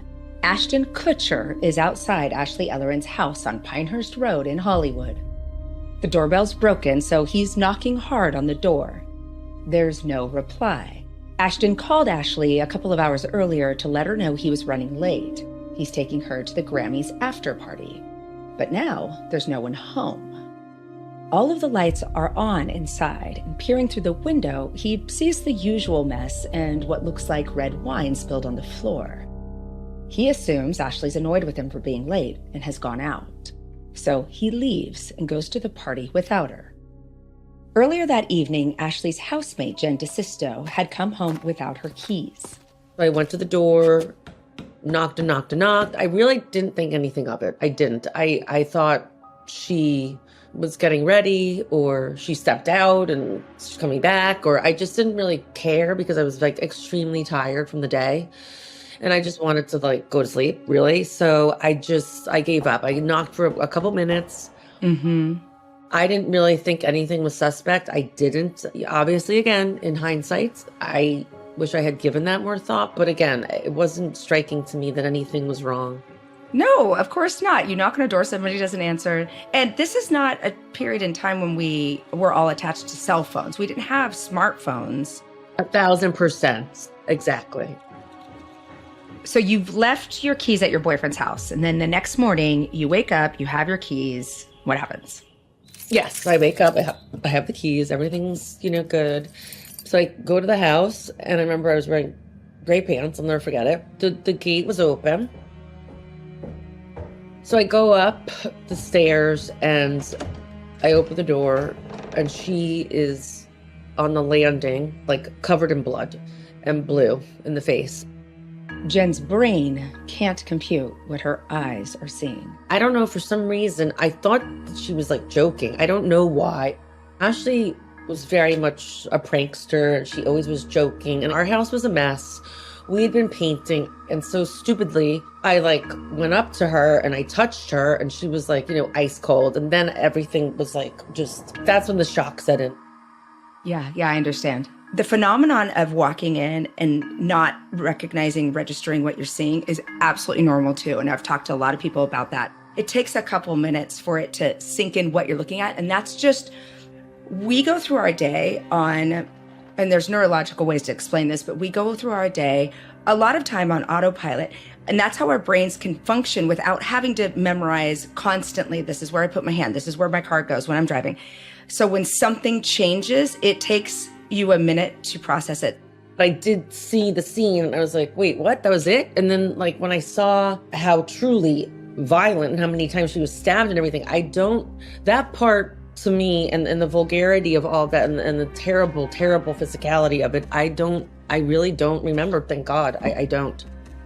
Good, I'm glad. And I don't think you should be reminded of it. I honestly, if your brain is protecting you, let it. Jen talks me through the next moments, which still haunt her nearly 25 years later. Did you ever think that the perpetrator could still be in the house? Yes, 1,000%. I did definitely think that. There was just like, unfortunately too, there was like a feeling that came over me at that point. And it's that feeling that I have not been able to shake. I don't remember like exactly what I even saw with her there. I remember how it felt. I went to the kitchen to get the phone and all of a sudden like a wave of the fear just came over me and I was like sweating and I thought maybe the person was there. And so I just threw the phone against the wall. I ran out and I locked the doors in the car and I called Justin first. And I said, you have to come here immediately because he lived close by. Justin, who's a mutual friend of both Jen and Ashley, dashes over to the house while Jen's sitting outside in her car, petrified with the doors locked. So he came and then I called the police. And then we were just sitting on the stoop outside and a police car and a fire truck came and they wrapped up the house and with the crime scene tape. Now we've stepped into thinking we're in an episode of Law & Order. I mean, I feel like you've watched so much TV, the whole thing becomes completely surreal. Someone goes into the house and comes out and they say, your roommate is deceased. I'm in a complete state of shock. I'm not crying. I'm not anything. Justin and I were just sitting on the stoop, holding hands. I felt I was having an out-of-body experience. I really did. I'm in such a state of shock and trauma. It's really a blackout for me at that point. So can I tell you? Yeah. It's a blackout for everybody in that situation. You have so much adrenaline and cortisol running through your body. And one of the things that it does do is wipe out your memory. It makes it very hard to think the next day, too. You can't, simple math, simple words. In court in 2019, prosecutor Dan Aikman recounts Michael's movements on the night of Ashley's murder. Within weeks of Gargiulo fixating on Ashley, entering her home without permission, surveilling her home at odd hours, flashing a knife, Ashley Ellerin was found stabbed to death in the hallway just outside her bathroom. At this moment, Jen and Justin have no idea that Mike the furnace guy is the person who has slaughtered their beautiful friend. That morning, LAPD homicide detective Tom Small is in the office with his partner. So how long had you been working homicide when you got the call to go to Ashley's house? So I'd only been 6 years as a homicide detective at that time. I worked murders for 21 years, but I was, I think, relatively new. We just finished our first cup of coffee. It was about 9:15 or so in the morning. We got a phone call from a couple of cops out at a crime scene. Says we're out at Pinehurst and there appears to be a 187 there. 187 is penal code section for murder.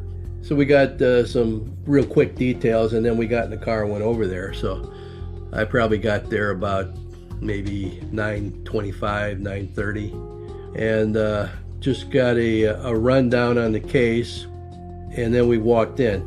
Describe for me what you walked into, what you saw. The location was a single family home, a bungalow, and it looked like Fort Knox. Really? There was every single window and door was barred or had steel doors. So I was trying to figure out how somebody got in there. She must have either known somebody or, maybe she let them in.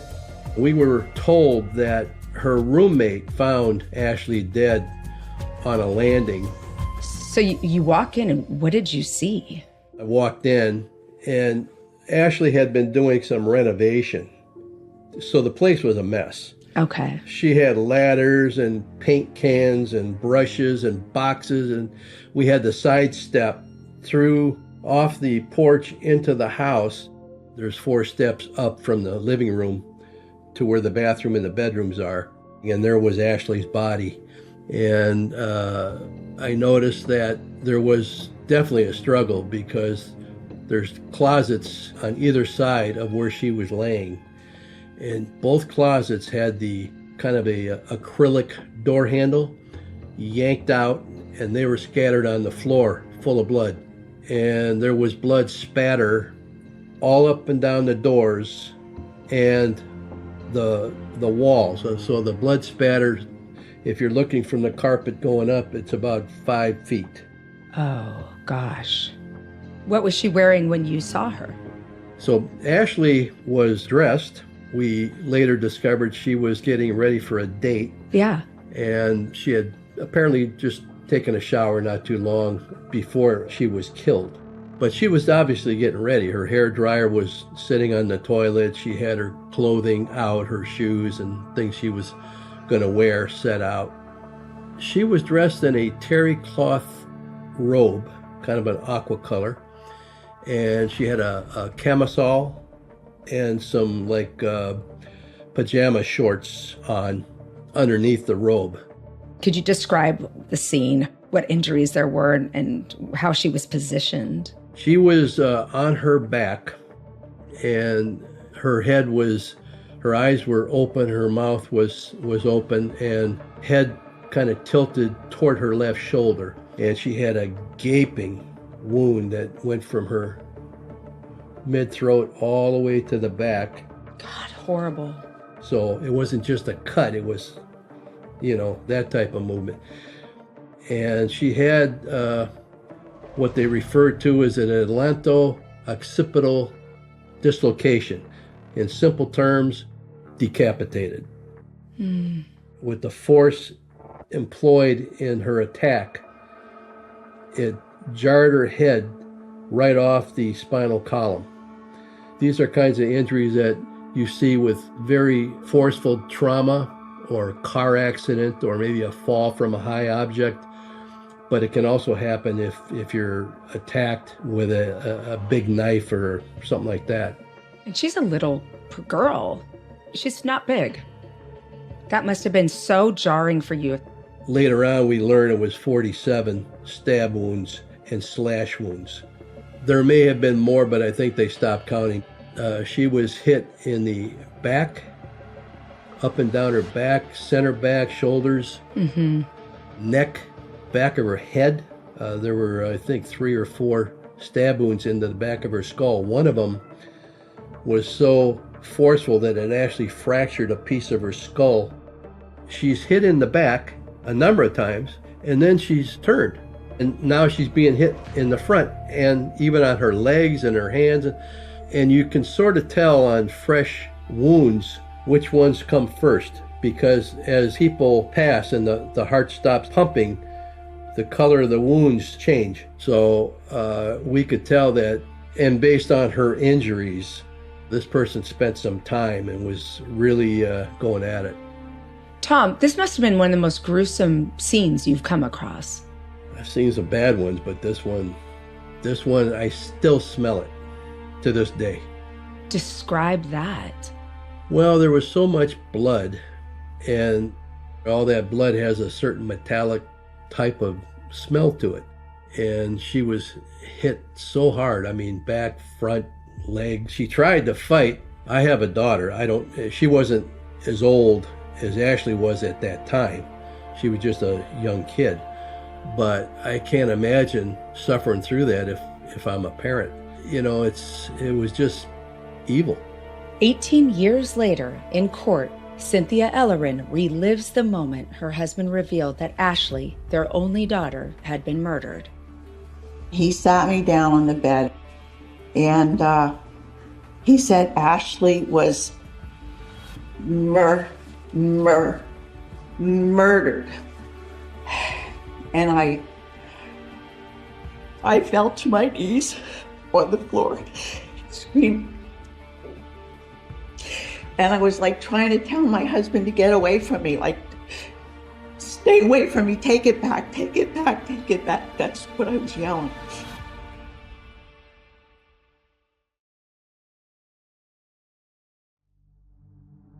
All right, I need to take a beat here. This is really disturbing and difficult to fathom, but I need to understand it. Michael attacks Ashley with such force that she's virtually decapitated. Her skull is fractured, and it's impossible to actually count all of her injuries because there's so many that they merge into each other.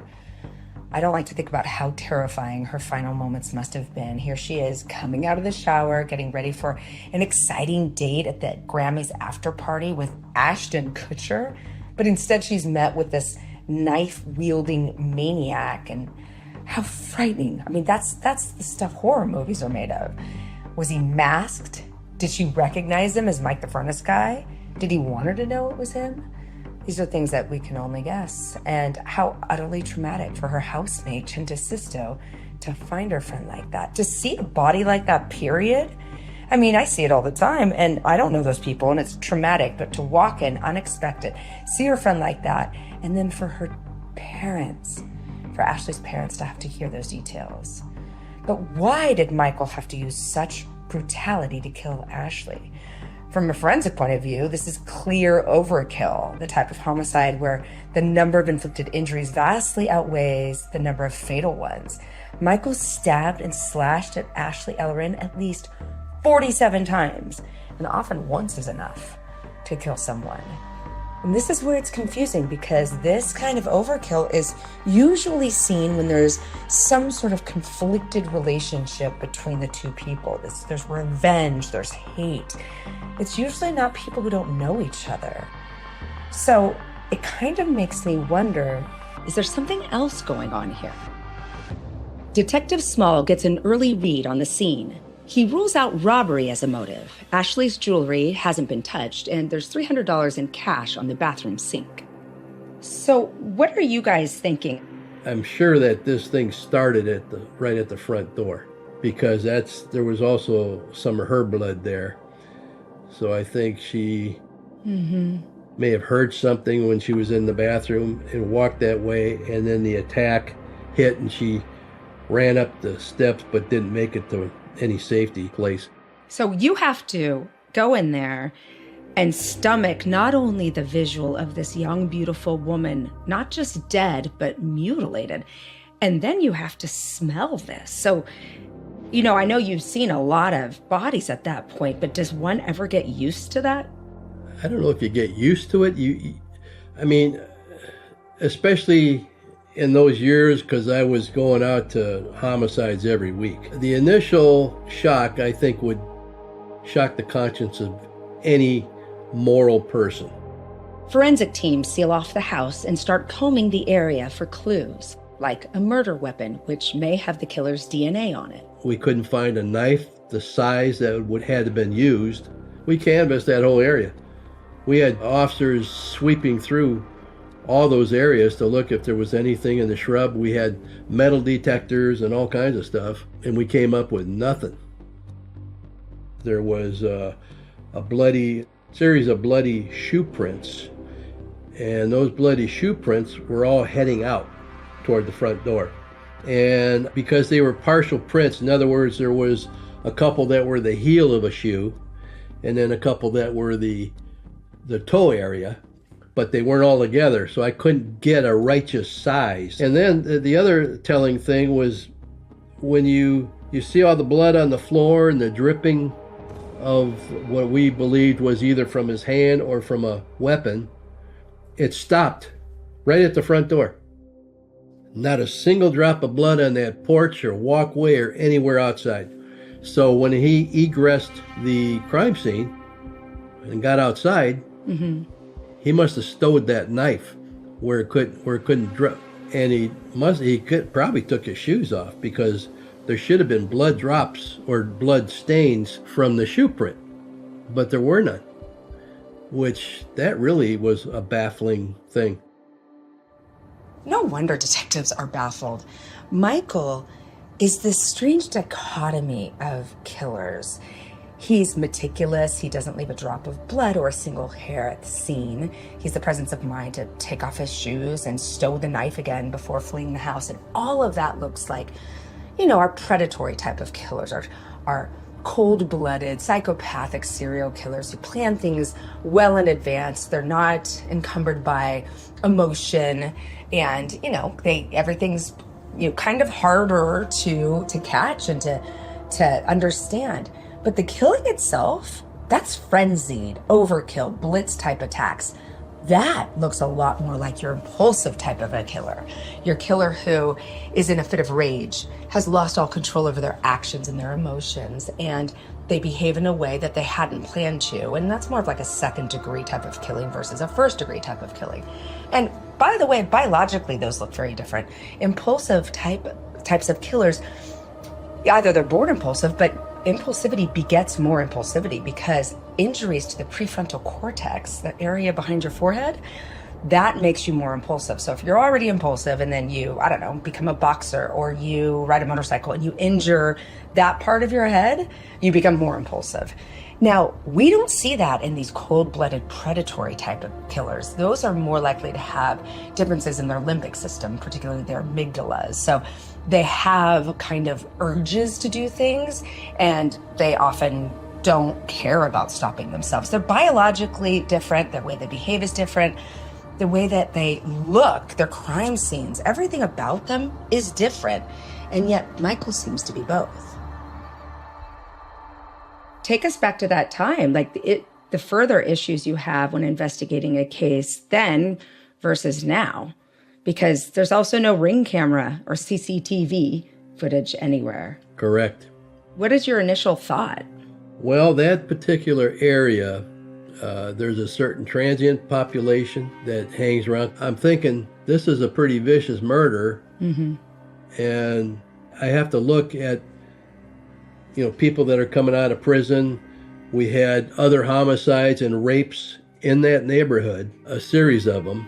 We've got parole houses. When guys come out of parole, they go to houses and kind of sprinkled around different areas of Hollywood. So I thought, well, I got a lot to look at here. Plus, I had to track everybody within her circle and work outward. That's right, and it's a huge circle. Detective Small starts building a timeline of Ashley's movements that night and drawing up a list of suspects. He's keeping an open mind, but one thought is eating away at him. In the back of my mind, there was a thought of, well, this guy might have done it before. Maybe he's a serial killer. What made you think that? I look at cases like that where there's extreme overkill. And the thing that occurred to me was, whoever did this must be getting off on killing. You don't want to get any confirmation bias, but you also want to make sure you have a decent working theory. I asked Jen DeSisto what she remembers. Okay, these are tough questions. When was the last time you saw Ashley alive? And do you remember what you talked about or what your interactions were? So I had actually seen her the day before, and I had had a conversation with her in the kitchen where we like to talk and chit chat. We were having snacks. She was telling me about the landlord guy that she was hooking up with, and how he had a girlfriend and this and that. Again, I know all this sounds like this is crazy. When you're very young, we all make these dumb mistakes. So of course. So she was actually dating that guy. That's Mark Durbin. Yes. They had been seeing each other. That's what she was explaining to me. She was like, it started out casual, but now I think I like him. I remember thinking, God damn, this kitchen is a mess. We had never merged my stuff with her stuff. So the kitchen was just full of all this different crap. We're just sitting there nothing matters, shooting the shit. 24 hours after chatting in that messy kitchen, Ashley Ellerin is dead. And the lives of Ashley's family and friends changed forever. My boyfriend picked me up at the station. That's when it started to set in, and I was just like, oh my God, like, holy shit, like, what the F? Like, I was just in a it was really, really bad. And then I went home. That's when I started to cry and get very scared. I never went back there. My boyfriend went and got my belongings. It was very much a rough time, and I lost my job. No. Yeah. I ended up moving into like a doorman secure building that my mom helped me with so I could figure things out. And I just remember, I don't think I left the apartment for like 6 months. It was, the glory days were done at that time. It's no surprise Jen DeSisto is scarred by what she saw that day. It was an act of such unspeakable, extreme violence. In court, Cynthia Ellerin tries to put the loss of her daughter, Ashley, into words. The day of her death is heartbreaking. You'll just stare at a door and you go, if she could only come through that door. I'd give anything. I ache for her. I ache to hold her. I ache to hear her voice, to hug her. The pain and heartbreak that Michael has inflicted on his victims and their families is unimaginable. Everyone wants to know, how could someone possibly become so evil? I need to dig deeper into Michael Gargiulo's childhood back in sleepy Glenview, Illinois, to see if there are any hints of the monstrous adult to come. Dr. Joan Kaufman is a clinical psychologist who specializes in child abuse and neglect cases. She's the perfect person to help me unravel the complexities of Michael's early years and try to get to the truth. I got my PhD in clinical psychology from Yale University, where I was on faculty in the Department of Psychiatry for 18 years. Throughout my career, I worked as a clinician, a researcher, and a child advocate. Most of my work was with children involved in the child welfare system, understanding risk, resilience, using tools from neuroscience, genetics, psychology. All of the information about Michael's childhood that Dr. Kaufman and I are about to discuss comes from another psychologist, Dr. Vianne Castellano. She's the psychologist brought in by Michael's defense team when he was on trial for murder and attempted murder in 2019. Dr. Vianne Castellano wrote a psychological assessment of Michael after interviewing his immediate family and spending 1,000 hours talking to Michael in prison. She testified on behalf of the defense. The prosecution and no other parties found any of these details. These assessments are Dr. Castellano's and hers alone. We've contacted Dr. Castellano and Michael's family members, but we didn't receive a response. We have not been able to independently verify the information in her report. The account given by Vianne Castellano about Michael's childhood is traumatic. I don't know how much of it is accurate, but it's certainly traumatic. Let's go through it a little bit and your thoughts. Yeah, I'm going to start with just the two caveats that the prosecution raised, okay? Caveat number one is nothing is substantiated. So there was never a call to Child Protective Services. Police never investigated, so there's no substantiation. And then the other caveat that prosecution raised is that the family may have had kind of a reason to want to kind of tell this story, or, truth or not truth, he knew he was facing the death penalty. And so if there was a history of child abuse, that might have, decreased the likelihood of getting the death penalty. In other words, the family may have invented or exaggerated childhood abuse with the aim of helping Michael escape the death penalty. To reiterate, we have not been able to independently substantiate the account of Michael's childhood that you're about to hear. These allegations are solely based on Dr. Castellano's account, which was prepared for the defense and used in court during Michael's murder trial in 2019. What was reported was very heinous. So a number of different types of acts of child abuse and neglect were reported by multiple family members. First, between the ages of 2 and 8, Michael was, and we don't know how often, but he would be hogtied, put in a dark closet, and allegedly left there for days. Not fed food, and sometimes his older siblings would do things to try to scare him, put masks on and open the closet door. Did some of these reports from these siblings, were they admitted that they themselves had done that? Or were they saying other siblings had done it? I believe the mother, who was no longer living at the times of the interview, was also involved as well, and some of the other siblings as well. Hogtied, left for long periods of time in a closet without food and water. Have you seen that before? I actually was just recently testifying in a similar sort of a case with a horrible situation, children. But again, this came to the attention of authorities. this kid was coming to school and saying they were hungry, and ultimately that's how it came out, what was happening in his family. A little red flag for me is, I've worked with children who are denied food. When they come to school, they are letting everybody know they're hungry. We don't have any documentation that he was underweight. We don't know that he was coming to school saying he was hungry, but it's extreme. It's not a common thing. Okay. These are definitely extreme things that they talk about. Tell us what happens next. What did they say? They also talked about when he got older, to punish him, they would hold his hands over a flame and burn his hands. So again, my thinking is, okay, are there any scars? But we don't know. That first level of torture, which I assume started with the locking him in a closet, how did Michael react to that torture, allegedly? We don't have much. What they talk about is peeing and defecating himself. And when you're locked in a room, I don't know what else you can do. And being terrified when they would, present him with masks and the like. So we don't know if it's true. We don't know, but they certainly are, heinous acts that are described. According to VN, he was also labeled a sissy boy, very whiny and needy. I know, but you're talking about a 2-year-old when this started. So, hello, welcome to having children. And, right. He was 5th out of 7 children, and evidently he was the target. Is that common to have a family target one particular child and not the others? Sometimes the child has special needs, and, so there can be different reasons why one child may be targeted in a family.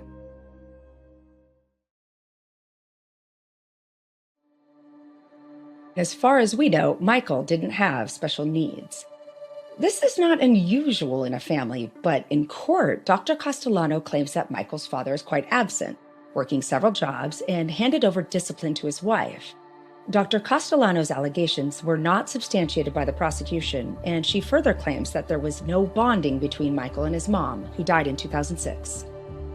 Do you make anything out of the report that he had no bond to his mother was a disciplinarian? Abuse aside, does that mean anything to you as a clinician? Well, I guess we didn't hear that he had a bond to anybody, right? So, a bond is a protective factor. The absence of a bond is a risk factor. But again, not deterministic. The abuse Michael suffered as a child, if true, is horrendous and traumatizing. As we've heard, Michael did tell a teenage friend that he was bullied by a sibling and that his parents didn't intervene to help him. It wouldn't surprise me if his rage was aimed at them. During the secret recordings made of Michael while he's in jail, his cellmate asks about his mom and dad. You said your mom and dad are still back in Chicago. My mom passed away. Does he know about all this shit yet? Oh, he's known about other shit for a long time. And I used to harass him, bombarded him, knocked down my parents' door to rush through their house, and I didn't find nothing. Well, your mom was around for all that shit? Yeah, that's why she died. She had an aneurysm because she was so stressed out all the time. High blood pressure from all the detectives. That's a revealing snapshot. Michael shows no animosity at all toward his parents. It's all aimed at the police. He even blames them for his mother's death. Back to those claims of child abuse made in court by psychologist for the defense, Dr. Castellano. Her claims were not corroborated by the prosecution, and we haven't been able to substantiate them ourselves. Let's talk about the effects of this level of torture and, not to minimize it. If it's true, we're talking about, multiple years of this. If we talk about the effects, the bottom line is there's not one, outcome from having had horrible things happen to you. And I guess I wanted to just share a story. The very first paper I ever wrote was, Do Abused Children Become Abusive Parents? And our paper basically said, based on all the literature, it's actually about only 1 in 3. 2 out of 3 break the cycle. But what I want to share is after I published that, I had a woman who was 70 years old write me a letter saying she felt vindicated when she read our article.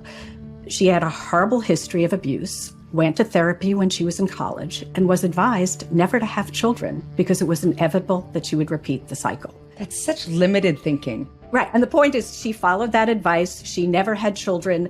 But, reading this as a 70-year-old, she felt, I knew that wasn't, and so the reality is a lot of people say, horrible things happen to me. I never want anyone else, and so we know, and again, becoming a serial killer is rare, That's right.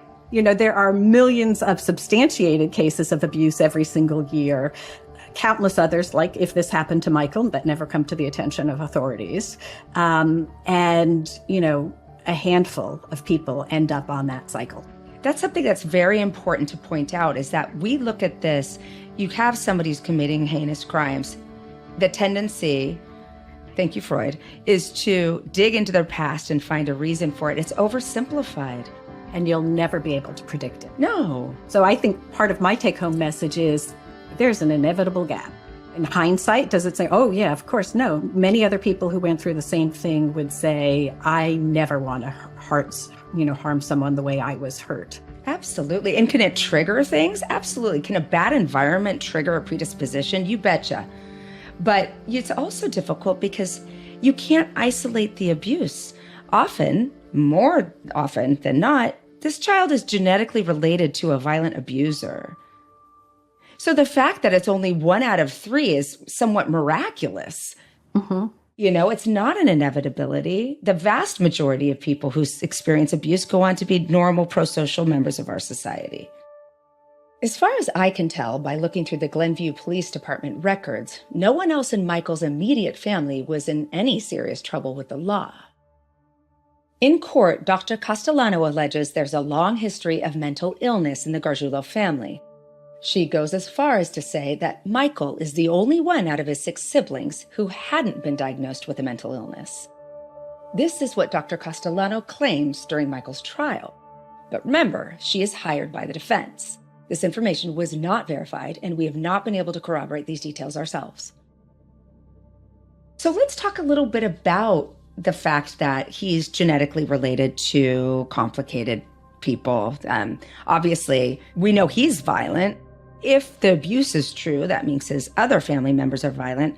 But also, if there's some mental disorders happening in the house, what do you make of all of that? What does that mean for him? I think, again, it's imperfect. We talk about, well, it's his genetics. Our understanding of the genetics of aggression, we can't make predictions based on anybody's genes. And what we also know is that a lot of the genetics and the biology of aggression are similar to the biology and genetics of suicide. So when people talk about turning the aggression against yourself. Yeah. For decades, everybody's sort of been hopeful. We're going to identify these genes. And what we've realized is that the genes are not specific for any one particular outcome. We used to think of genetic effects as fixed and deterministic, and we now know environment. You were talking about omega-3s, food intake can affect gene expression, and it also varies in every single cell. At this young of an age, nothing's set in stone for Michael. Unverified claims are made in court about his family history of mental illness and troubled upbringing, but that doesn't turn him into a killer. With intervention, could the course of his life been changed, saving the lives of the women he killed?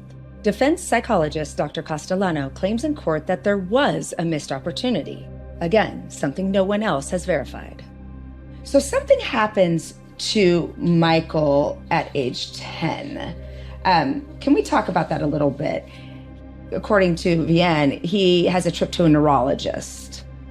Yeah, so he actually gets hospitalized. He did have, I think it was fluctuating between 103, 105 fever, but he had bouts where he didn't recognize his family, didn't recognize his parents. He was hospitalized. They also did tests of his, nerves, everything. At first, doctors suspect encephalitis, a life-threatening inflammation of the brain. But Michael's temperature drops and he comes back around. The pediatric neurologist thinks his condition isn't neurological at all, but psychological, an emotional disturbance. Neurologically, he proved 100% fine. So Dr. Castellanos is saying this is our first episode of a dissociative disorder. The prosecution is saying, well, we don't know if it was fever-induced. We don't know what it was. But he clearly had a bout where he didn't know where he was, didn't know his family members, was cognitively intact, and then neurologically intact based on, the assessments that were done. Let's say, for the sake of argument, that this was an episode of dissociation. Could abuse cause that? Sure, abuse causes dissociation. Children we know with histories of significant trauma will have dissociative symptoms. So it could be like trance-like episodes. Not recognizing your family is a little bit more extreme, but what is more common is inconsistent knowledge of things. The neurologist recommends Michael has psychotherapy. Dr. Castellano claims in court that the Gargiulos take Michael home and there's never any follow-up. Could Michael have been fixed? Well, certainly if he was subject to that type of adversity throughout, a goal would have been, those would have been grounds for removal from home. And in many, many cases, when children are removed from home, we have added things that we didn't hear about in this family. We did not hear about drug addiction or alcohol abuse in this family. Who knows? He, I think, was someone who had strengths. He was an athlete. So there could have been a different trajectory, both in terms of if he really had a safe haven and had some real stable continuity in terms of relationships and some therapy. But, again, it's an experiment that will never be done, right? The reported sadistic abuse of Michael at the hands of his family doesn't stop when he's 10. The defense psychologist, Dr. Castellano, claims in court that there were 2 other types of torture inflicted on Michael. As I've mentioned, Dr. Castellano's account was not substantiated by the prosecution, and we haven't been able to corroborate it. According to her, Michael's abuse gets darker as he gets older. Another way of terrorizing him, again, they would tie him in the backyard, and they would torture and kill animals. Very bizarre. Put gunpowder, so mice, gerbils, put it in the animal's anus and blow the animal up. So really bizarre, certainly not a common form of child abuse, torture, what have you. And then the other thing they talked about also when he was older as a teen, again, they would tie him up and have him watch grinder movies and movies where women were assaulted and killed and raped and the like. So according to what is said in court by the defense psychologist, when he's about 13, Michael is tied to a chair and forced to watch graphic videos of women being violently sexually tortured to, quote, teach him how to be a man. If this is true, it's beyond horrifying. But Michael is on a terrifying trajectory that could not have come from being forced to watch videos, no matter how grisly. He stabbed Ashley to death with a ferocity that is so completely off the charts, yet somehow manages to leave no trace behind. He's several steps ahead of detectives and is free to kill again.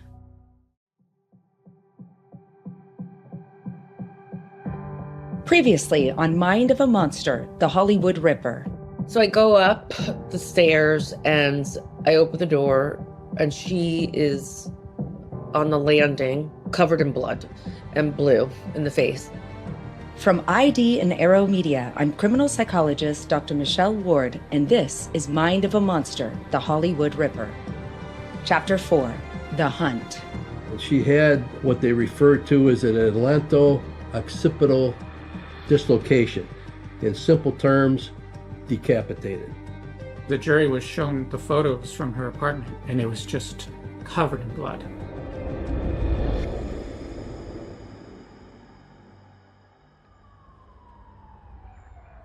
It's 2001. Michael Gargiulo is living in Hollywood. On February 21st, beautiful fashion student Ashley Ellerin is stabbed to death just before her date with up-and-coming actor Ashton Kutcher.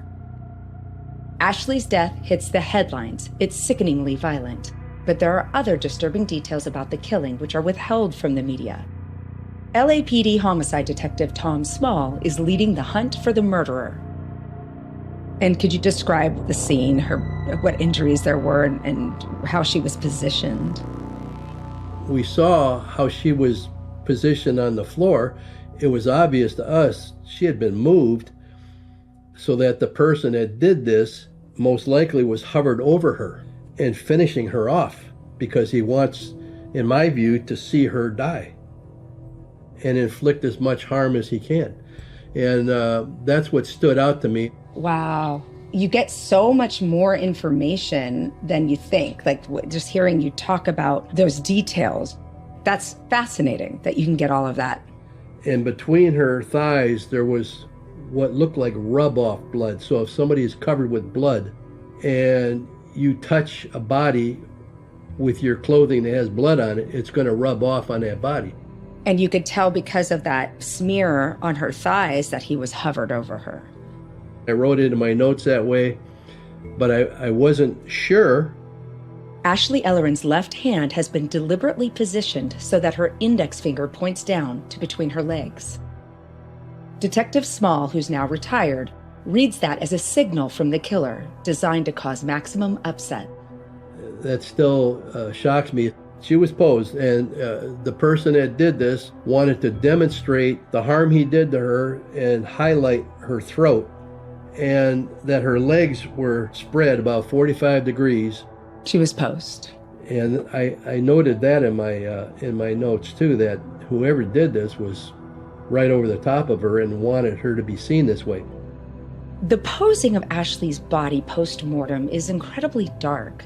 The finger pointing down, the legs spread, the neck wound foregrounded. After the killing frenzy is over, Michael takes time to do this, increasing the risk of getting caught. Why? Is it just a sick joke? A signal to the investigators? The bombastic arrogance of a serial killer? I discussed this with forensic psychologist Dr. Leslie Dobson to get her insight. To me, usually posing of bodies is like, I want everyone to see what I'm capable of. Look at my masterpiece. I can't tell you that I'm the murderer, but I want you to love my art. And at the same time, it's a big fuck you to anyone who loved her. That's so fascinating. It's a trophy. A trophy doesn't have to be physical, right?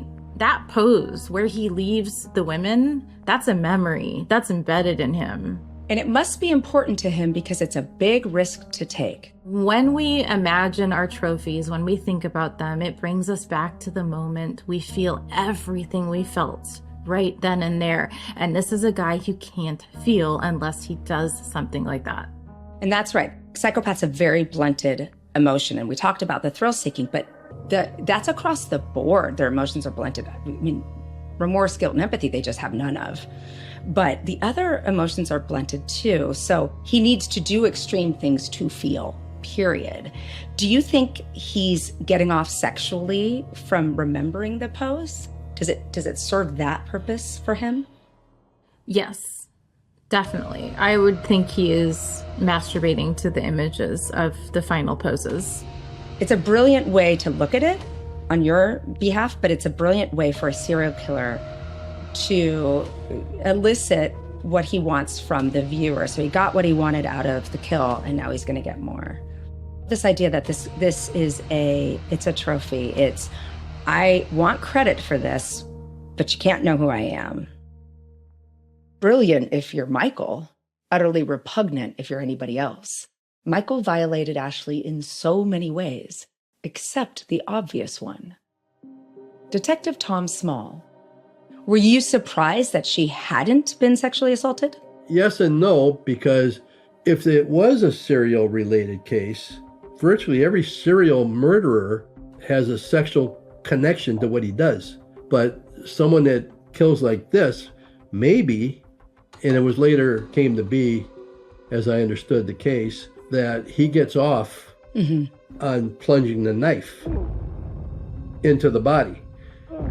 And that's where his sexual satisfaction comes from. So in a sense, I was not shocked.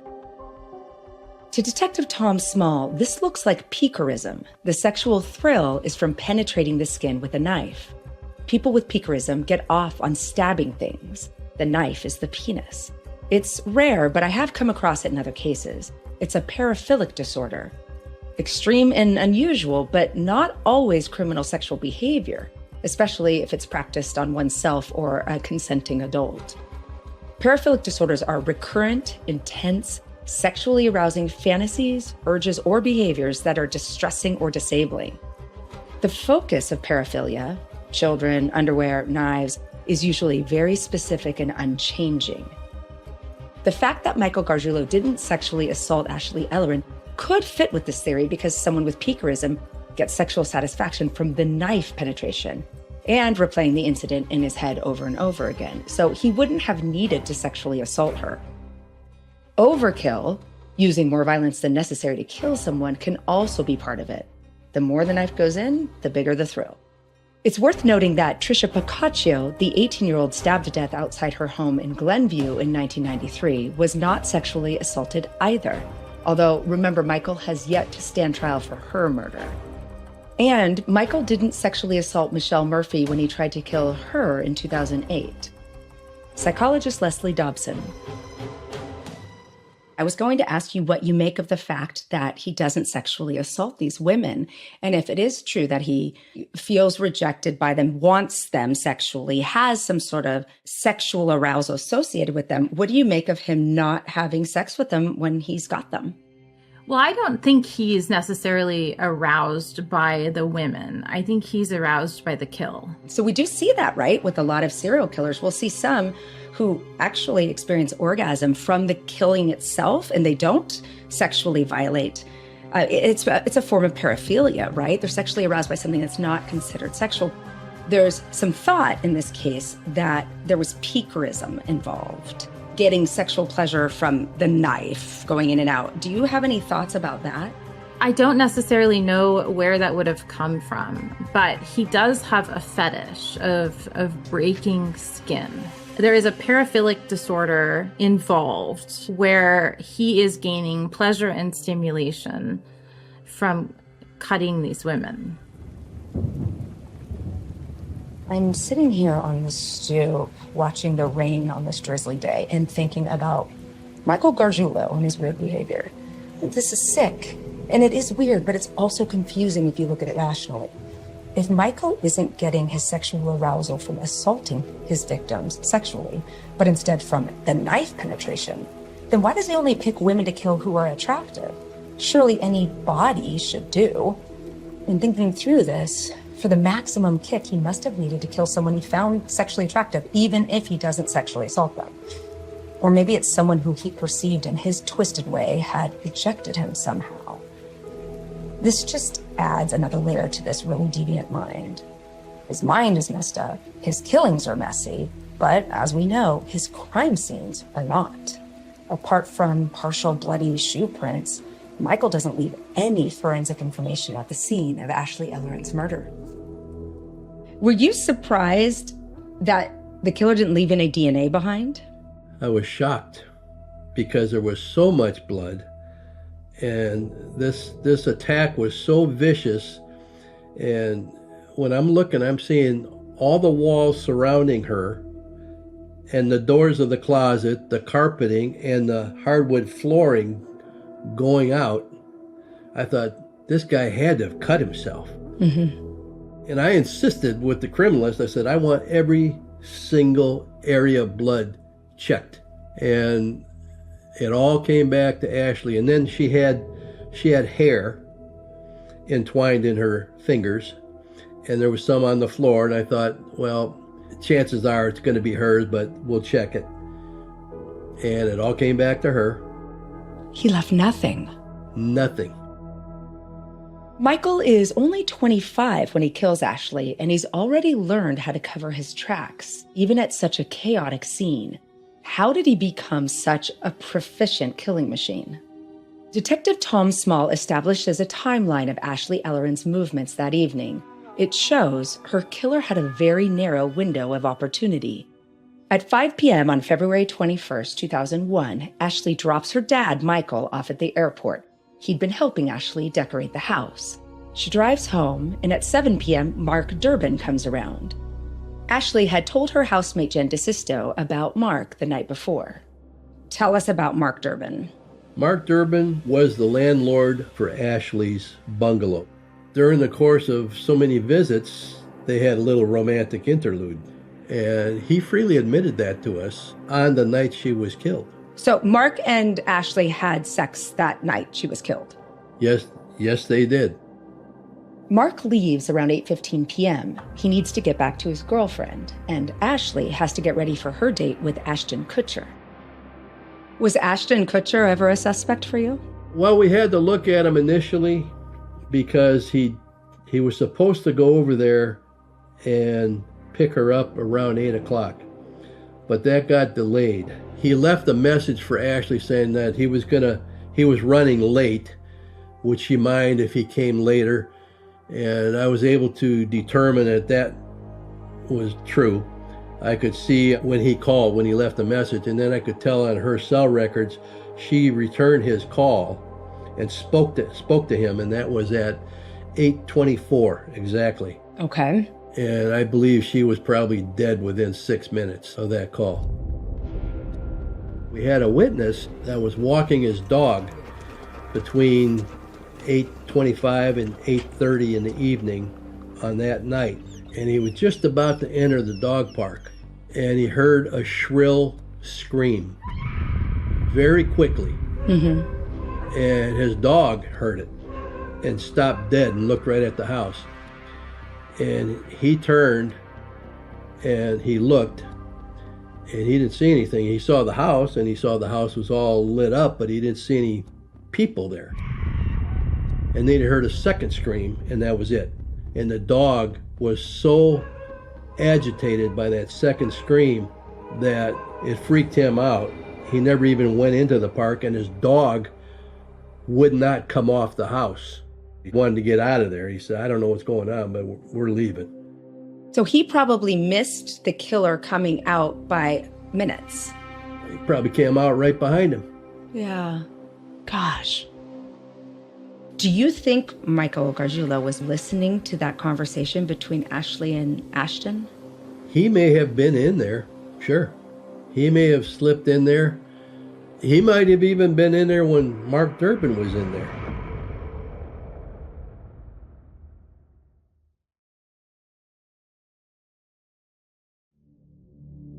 We'll never know exactly when Michael got into Ashley's house, but he must have been watching the comings and goings, a pattern that links Michael's crimes, according to co-prosecutor Garrett Damron. During Michael's trial in 2019, DA Damron draws the jury's attention to the locations of each attack.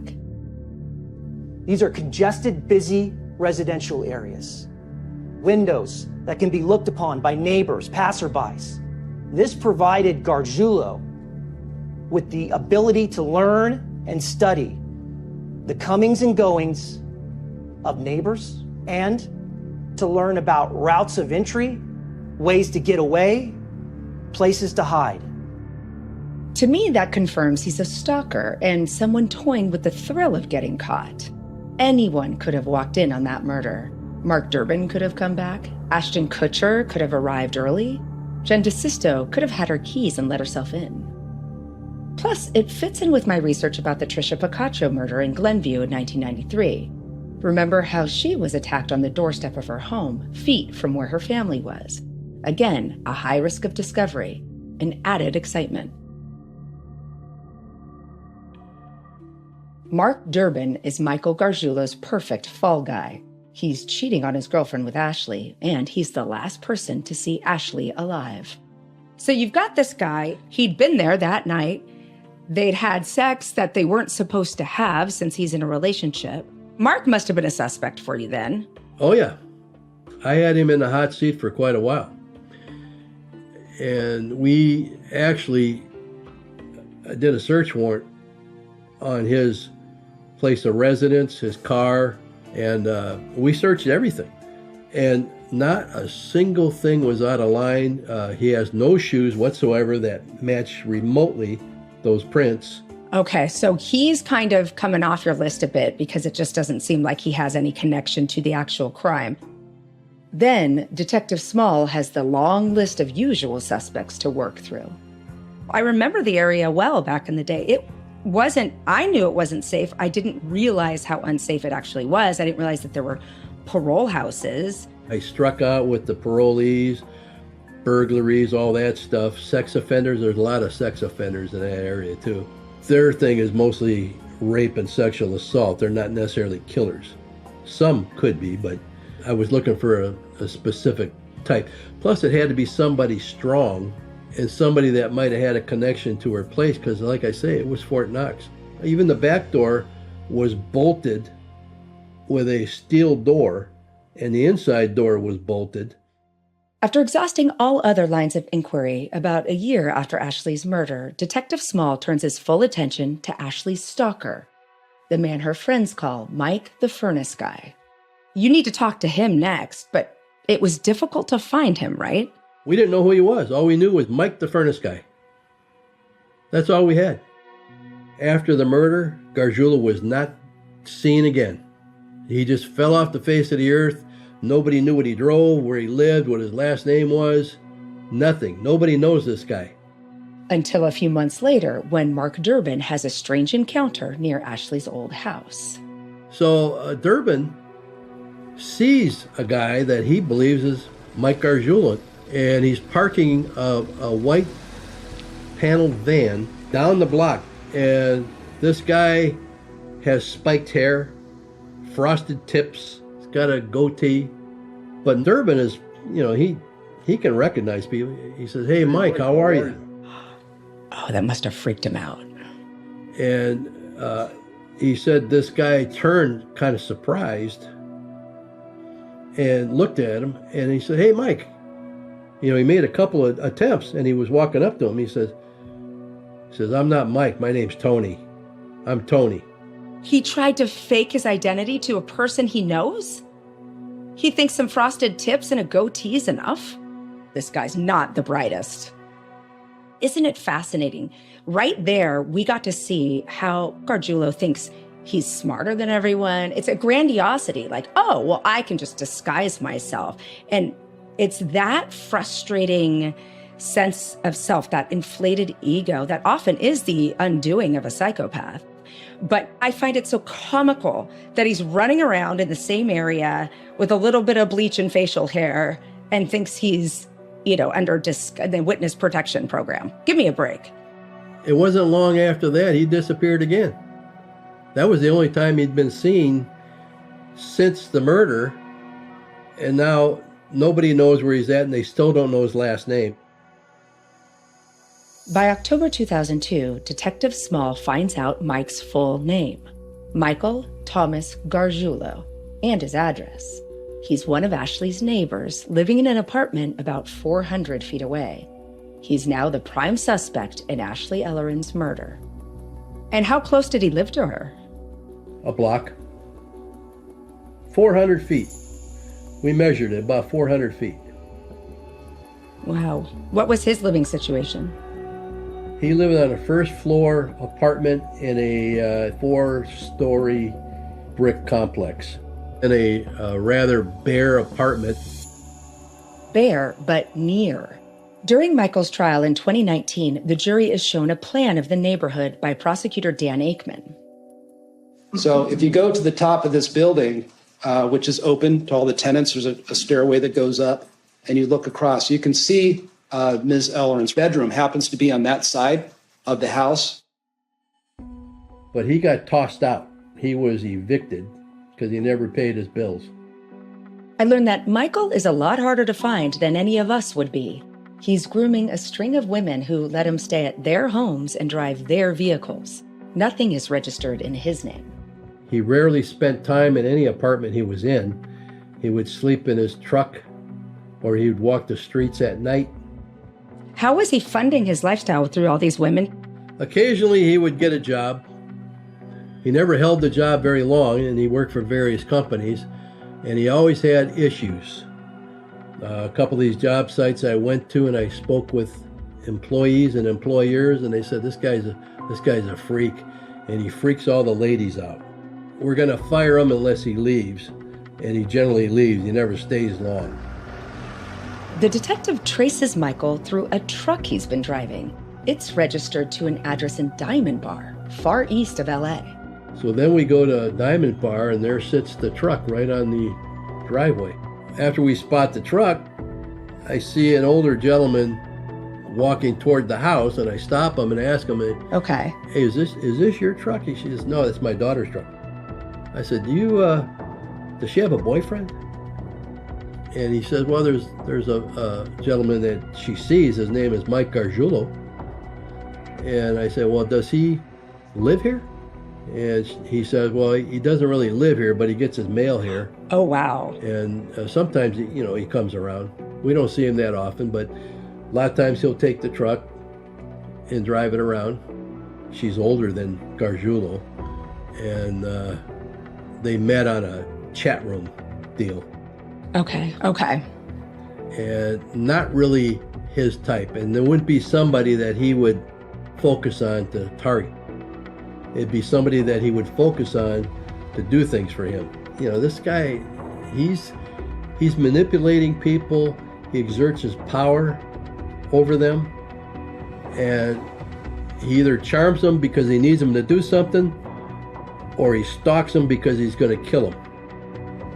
They don't call him the Ripper for nothing. Michael is dubbed the Hollywood Ripper in the media during his trial because of the extreme violence he inflicted on his victims in LA. Named after Jack the Ripper, the unidentified serial killer who murdered and mutilated at least 5 women in London in 1888. The word Ripper signifies a killer who dissects or mutilates his victims, almost always women. What Detective Tom Small is telling me is that in Michael's mind, women fit into one of 2 types. Gorgeous head-turners like Ashley Ellerin, who are out of his league, or less desirable women he can use to stalk and kill the first type. Forensic psychologist Dr. Leslie Dobson. I want to talk about the difference between the women he kills and the women he dates. He does not kill these people he interacts with. He kills virtual strangers. The profile of the women he dates is different than the people he kills. He's killing the women he can't get. And that's not to say his other girlfriends weren't attractive. They were, but it's a different type of woman. Do you have an opinion on why that is? These women he's dating could be cover-ups. They could be making him look a little bit more normal while he sets up for the next kill. They could be helping him in some way. He is having sex, he's getting nurtured, he's getting mothered by these women. Although he's gone a lot, he's taking his little adventures. But again, he doesn't have the capacity to have a meaningful connection with another human being. So they have to be a part of strategy. And he may have other homes, right? He may have other points of comfort that allow him to stabilize and then stalk and kill and then return back to these short-term relationships. Yeah. And I think it makes sense that the women he's choosing to spend time with give him various places to hide from the police, right? Because he's bouncing around quite a bit. And we see that a lot in killers, right? It's a smart thing to do. First of all, it gives them a new hunting ground, but it also helps them evade capture. And this guy, he was able to evade capture for a really long time. He's not a sloppy killer. So it would be remiss of us to not give him credit for these strategies. But it seems that virtually all women are fair game in Michael's mind. Going through the court transcripts, I learn about 3 women who testify in 2019 about Michael's unpredictable and terrifying behavior. All 3 experienced this in 2001, the year Michael kills Ashley Ellerin. There's Teresa Cordero. She's a parking officer he has a run-in with off Hollywood Boulevard. She just happens to be there when he discovers his car has been towed. Relatable, but this is off the scale. At first he's calm, but then he blows up, threatening to shoot the fuckers who had taken his vehicle and shouting, "You fucking bitch, I'm going to get you." As she rushes back to the safety of her car, she's terrified, but manages to escape. Then there's Dorothy Haas, an old friend Michael's kept in touch with from his bouncer days at the Rainbow. One day, he turns up at her flat. He's upset over getting evicted, and he's worried about what he's going to do with his dog. Dorothy can't help because she has cats. Out of nowhere, he pulls out a stun gun and shoots Dorothy with it twice. She screams and crawls out of the apartment. She's shocked but not injured, and a neighbor calls the police. Later, he leaves her a message. He says that it was an accident, she's crazy, and a fucking bitch for calling the police. If the police want to pursue this incident, they won't be able to locate Michael because he's been evicted, and in 2001 moves into an apartment on Clark Drive in West LA. His neighbor is a woman in her 40s with a teenage daughter. She's the third. Detective Tom Small. She was a real estate agent, and she would come home sometimes late at night from outings with clients, and she parked in a subterranean parking off an alley where she lived. And oftentimes she'd be getting out of the car, and all of a sudden this guy is standing behind her, breathing down her neck. Twice he would say boo and scare the crap out of her. That's so bad. I don't know if he had designs on her to hunt her, because she was a very attractive lady. He went to their apartment, and the little girl was home and answered the door. And Mike says, "How come your mom doesn't like me?" He knocks on their door when her 17-year-old daughter is home alone. And the daughter was taken back, because she's heard all about Gargiulo and scared to death of him. And he says, "By the way, do you always answer the door for strangers?" And she says, "No, but I've seen you. I know you live here." And he says, "Well, what would happen if somebody just went off on you or tried to get into your apartment?" Then he pulls out a knife. Oh no. He says, "What would you do if somebody had a weapon like this?" Oh my God. And all of a sudden he holds a knife up to her throat. He says, "Now what would you do?" And she was just totally beside herself. And it was a rear area apartment. Nobody is seeing this. But now the phone rings. And she says, "That's my mom. She's calling. I got to answer that." So he withdraws the knife and he leaves. He's terrifying. So Michael's butchered one of his neighbors and is doing his best to evade the police. But yet, here he is, playing with fire, seeing what he can get away with by terrorizing other women. It's like a compulsion. Michael enjoys torturing women, not always physically. He clearly gets a kick out of scaring them. He's close enough to see the fear in their eyes, which must bring him a tiny bit of the pleasure he gets when he kills someone.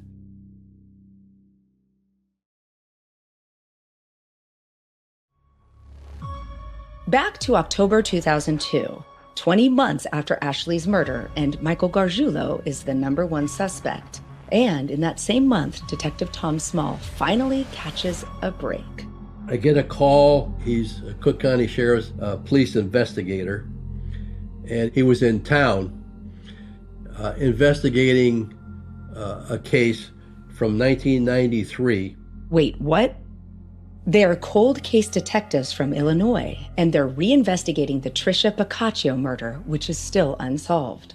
And they wanted some help locating a witness in Hollywood area. So I said, "Who are you looking for?" They said, "Well, we're looking for a guy named Michael Gargiulo." Where were you in your investigation when that happened? I was hunting for Gargiulo because I wanted to bring him in. I didn't have any proof connecting him to the murder other than this behavior, the stalking behavior. So I wanted to bring him in and, basically interrogate him. I said, "Michael Gargiulo, that's interesting. What are you looking for him for?" He said, "Well, he's a witness on this case we're investigating, and we need to touch bases with him and get some DNA from him." Did they know you were investigating him as well? No. Pure coincidence. This is pure coincidence. Oh my gosh. And they showed up at the station, and I had the printout with his picture. I says, "Is this Mike Gargiulo that you're looking for?" He says, "Yeah, how'd you get that so fast?" I said, "Because I'm looking for him too." They said, "Oh." I said, "What kind of case do you have?" They said, "Well, we're investigating a murder of a young girl." I said, "Oh, how was she murdered?" "Well, she was stabbed a number of times, and it was pretty vicious." And they showed me a crime scene photo, and the photo was almost identical in layout to the way Ashley was. So I said, well, we're looking for him too, but he's a suspect in our case. We got a murder too. Wow, that must have been mind-blowing. And we got a young girl, not much older than your girl. He said their victim was 18. I said, my victim is 22. I said, they're both very pretty girls. You notice that? And he said, well, how was your girl killed? I said, she was stabbed, and I mean butchered, almost 50 times, and her throat was cut. He said, our girl was stabbed, but her arm was fractured, a spiral fracture, like somebody really strong taking that arm and twisting it to put her in a position so he could kill her. At this point, was your mind blown, and were you thinking, oh my gosh, I actually have a serial killer? What was your reaction? And I said, oh, geez, I wonder how many more. You know, because guys like this, they don't stop at one or two. They'll keep killing. Your adrenaline must have been racing because now you're against the clock, too. Well, there was so much pressure from on top. There was political pressure, and there was the media constantly hounding, and then the families. I would get a call from the Ellerins daily. Poor family. I'm trying to figure out what happened here, so just bear with us. I said, I'm going to work this case till the cows come home, but I need you to stay with me on this. It's 9 years after Tricia Pacaccio was stabbed to death on the stoop of her home, close to where Michael lived. But police in Illinois don't view Michael Gargiulo as a suspect, instead as a witness. Cook County PD have a suspect, someone who they believe killed himself after murdering Tricia. But they have to rule out everyone else before they can exhume his body. They also have a DNA profile from samples extracted from underneath Tricia's fingernails in 1993. But it's not a match to anyone in the police system. They've come to LA to track down Michael and get his DNA. From now on, the detectives join forces with the common aim: find Michael Gargiulo. Detective Tom Small also travels to Glenview to dig into Michael's background. I met Mike Gargiulo's former girlfriend from high school, who he handcuffed and raped, never charged. That's Suzanne. In Chapter 2, we heard her account of what happened when she was 17. I met some of the neighborhood guys that went to school with him that didn't like him, but they still live in that neighborhood. And I met some of the guys that he was on the football team with. Mm-hmm. And they didn't like him. He was massively strong. But he had this problem where he just liked to hurt people. That comes throughout virtually everybody I talked to that grew up with him. They said he just likes to hurt people. He used to say things like, you see that girl over there walking? I'd like to kill her. Yeah, he would say things like that a lot. Doug Pacaccio, Tricia's brother, used to chum around with him, but then he said Mike got a little too weird for him. And he would just pick a fight. He'd find a weakling and just go assault them. Because he could. So these anecdotal stories really suggest he was pretty violent and aggressive even back then. So he's been violent, aggressive. His whole life. Detective Tom Small's research paints a very different picture of the family dynamics than the one presented in court by the defense. In this version, Michael is the aggressor, not the victim. On October 29, 2002, nearly 2 years after Ashley's murder and nearly 9 years after Tricia Pacaccio was killed, Detective Small serves search warrants in LA for multiple addresses connected to Michael. We hit all the pads simultaneously. I had detectives at every location. One location is of particular interest, the apartment where he threatened his neighbor's 17-year-old daughter with a knife. The only place Gargiulo ever had his name on a rent receipt was on a place in Clark Drive on the west side of LA, 1 block from Beverly Hills. That day, Detective Small is carrying out the search warrant at another property linked to Michael when his phone rings. And I get a call. He says, guess who just showed up? I said, you got to be kidding. He said, no, he tried to bust through all four of us. He walked up out of the alley, and detectives were outside, and two of the uniforms said, hey, that's Gargiulo. And they say, hey, Mike, come on over here. We'd like to talk to you. And then the detectives come charging out, and boom, they had a little scuffle. But he wound up going to Cedars-Sinai Medical Center. So we got the blood, hair, and saliva from him. Detective Small searches Michael's apartment. It was very sparse. There was no bed and a couple of items of clothing hanging in one closet. There was a blanket and a pillow on the living room floor with a black bag. And I call that a go bag. It's like a bag that a criminal might use. Inside that bag was one of those clear masks that maybe somebody that wants to distort their features. Super creepy looking. And there was also a .38 snub-nosed revolver in there, which turned out to be a stolen gun. And then a super creepy discovery. A collection of dolls, perfectly protected in their original packaging. There was something like 150 to 200 of these ghoulish dolls. Well, he had them all stashed and stocked up in this bedroom. Dr. Giggles, Texas Chainsaw Massacre, some of these other horror type things, all real bloody, gory with knives, because he was a huge horror movie nut. That must have been intimidating to walk in and see that, because you're like, okay, I'm onto something here. Well, yeah, then that just, I knew I had a freak on my hands here. That's where he gets inspiration. That's his art form. Michael's obsessed with slasher movies and is an avid collector of the merch. He's also into violent video games. He's got the Mortal Kombat dragon tattooed on his arm, a game notorious for its graphic violence. In court, the defense psychologist mentions Michael's alleged exposure as a teenager to violent films of women being sexually tortured. I discussed this with clinical psychologist Dr. Joan Kaufman, who's an expert in child abuse and neglect. So let's talk about these films he was allegedly forced to watch. What is your take on that? Many people watch that and don't do it, and what's available on the internet now, we know more and more youth have access to different types of pornography and what have you.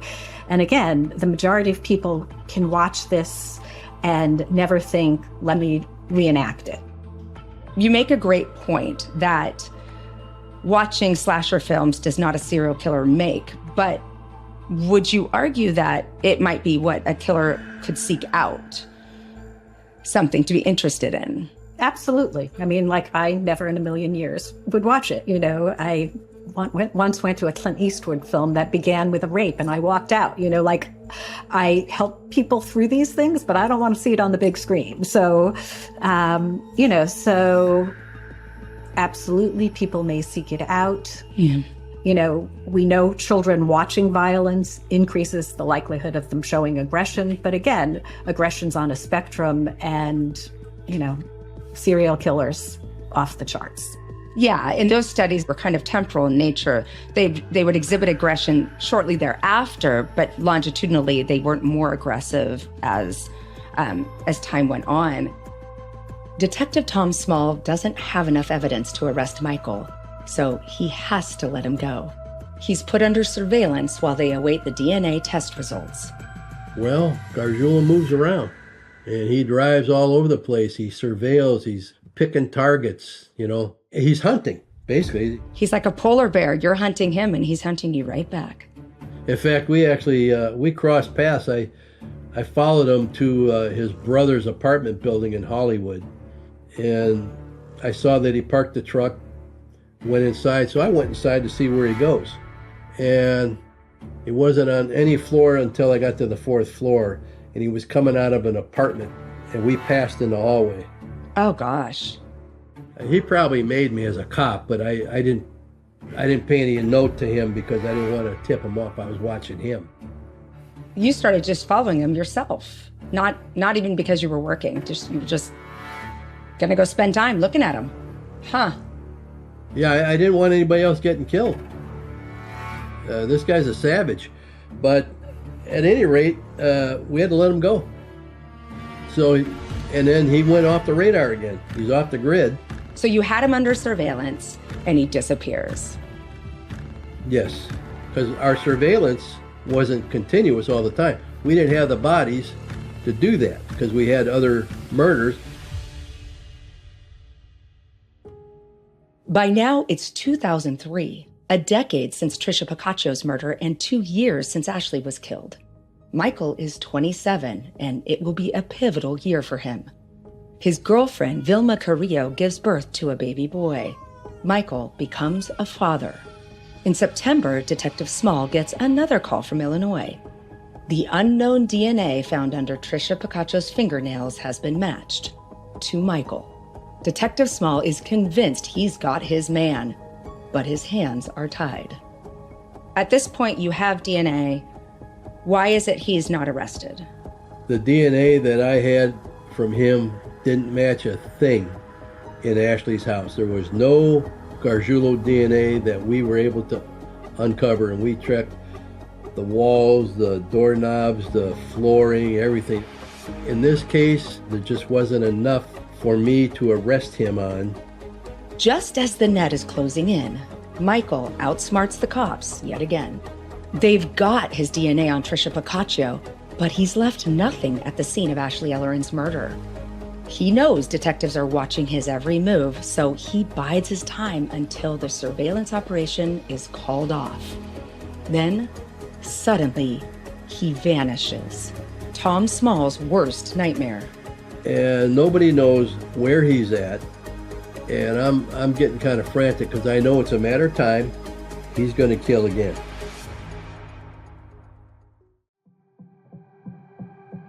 Previously on Mind of a Monster, the Hollywood Ripper. She painted a picture that you probably could never really imagine. The idea that someone is in your bedroom at night is probably a fear that a lot of people have. He is gaining pleasure and stimulation from cutting these women. I'm getting kind of frantic because I know it's a matter of time. He's going to kill again. From ID and Arrow Media, I'm criminal psychologist Dr. Michelle Ward, and this is Mind of a Monster, the Hollywood Ripper, Chapter 5, Maria. Jurors in an LA courtroom listen intently to a 911 call. Irving Bruno is distraught as he tries to tell the call handler what's happened. It's 7:40 a.m. on December 1st, 2005, and he has just found his wife, Maria, dead in bed.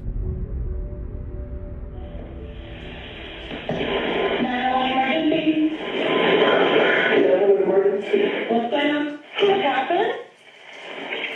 I think somebody broke into my ex-wife's house and they killed her. In court, 14 years after that call, District Attorney Dan Aikman is setting out the case against Michael Gargiulo. Michael's on trial for the attempted murder of Michelle Murphy and for the murders of Ashley Ellerin and Maria Bruno. Gargiulo entered Maria's apartment through a window, put on blue surgical booties, and mutilated Maria with a knife as she slept. He cut off her breasts, attempted to remove her breast implants, and placed one of her breasts in her mouth, leaving Irving to find his wife's naked, desecrated body. They cut her breast, and one of the nipples was placed over her mouth. It was placed where? One of the nipples was placed over her mouth. Just 7 days before her murder, Maria had moved out of the family home. Her marriage to Irving is in trouble with a report of domestic violence. Maria's beautiful, slim, petite with dark hair and a warm smile, and she's the mother of Irving's 4 young children. She'd chosen her new home carefully. Arden Way Apartments seemed safe and secure. I've tracked down Daniel Nardoni, one of Michael's defense attorneys in his 2019 murder trial. I want to talk to you a little bit about Maria Bruno. Do you remember that particular murder? I do. That was a little bit more challenging from the defense standpoint. It was a fractured marriage. Despite their problems, Irving and Maria go out together on November 30th, the night before she's killed. For whatever reason, Maria and Irving Bruno got together the evening prior. They went out together for, I believe, drinking, possibly dinner, here in the city of Pasadena. So they got back together, for the evening at least. And they get back to the apartment, I believe around 12:30. And according to the testimony of Irving, they have sex. Irving leaves Maria's apartment at about 2:45 a.m., but he's back the next morning to give her a ride to work. He knocks, rings. When he gets no reply, he climbs in through the ground floor kitchen window. What he finds is beyond words. The attack on her was so vicious, so callous, that it almost was like a personal thing, and I'll tell you why. Both her breasts were cut off. Her breast implants were partially pulled out. The nipple of one of her breasts was cut off and placed in the mouth. So, I mean, this was horrible. There's blood everywhere in the immaculate apartment Maria has just furnished, buying everything brand new. On her kitchen floor, there's a 3-pack of knives still in their plastic packaging. Detective learns that there was a set of kitchen knives of some sort, and one of the knives were missing. The chef's knife is gone. Forensics teams move in and seal off the area, hunting for evidence. Michael's murder of Maria is violent in the extreme, just like Ashley Ellerin's.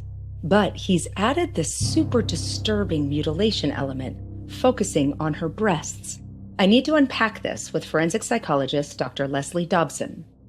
The killing of Maria Bruno, they cut off both of her breasts, tried to remove her implants, and put one nipple in her mouth and I think another on her shoulder. What do you make of that? I have thought a lot about it and the timing of it. It was so rageful. I mean, it was so personal. And the cutting of the breasts. Now, I was very curious about the cutting of the breasts because a lot of the time implants are sewn in, and I'm wondering if he just did not realize how implants were actually put into the body. You know, some are over the muscle, some are under the muscle. I'm wondering if once he got into that, he couldn't actually quite figure it out. And maybe the implants would have been a trophy. But again, it's this dehumanization of a very feminine part of the body. And then putting the nipple in her mouth is really this representation of like, eat shit. And it's defiling what makes her attractive, what makes her a woman. Yeah, the mutilation in that case is particularly telling and disturbing because it's all the things that make her sexual that he's mad about. And I mean, of course, we have other sexual organs, but that's not what's on display. What's on display is her physique and her large chest. Why do you think he was looking at his neighbors? I think there's an element of ease, of accessibility. Mm-hmm. I think he was heavier on the surveillance side. He built that fantasy. He wanted to have the kill very precise, the stimulation moment very small with that window. He needed a lot of information to do what he did. And at the same time, he wanted to be with these people. He wanted to be one of them. Yeah. And I think that comports with my original thought, which was you covet what you see. So he doesn't know who he's going to want or be attracted to next. And of course, the people you're around the most are the people you develop fascinations with. That's even if you're not a stalker. They say just when something's pervasive, like a song even, you might hear it once and it doesn't do anything to you, but if you're forced to listen to it over and over again, all of a sudden you love it. So there's that element of, you know, he's a little bit lazy, you know, so it's easier to surveil somebody if they're your neighbor, but it's also easier to want them or want that target because you've been exposed. It's ubiquitous at that point.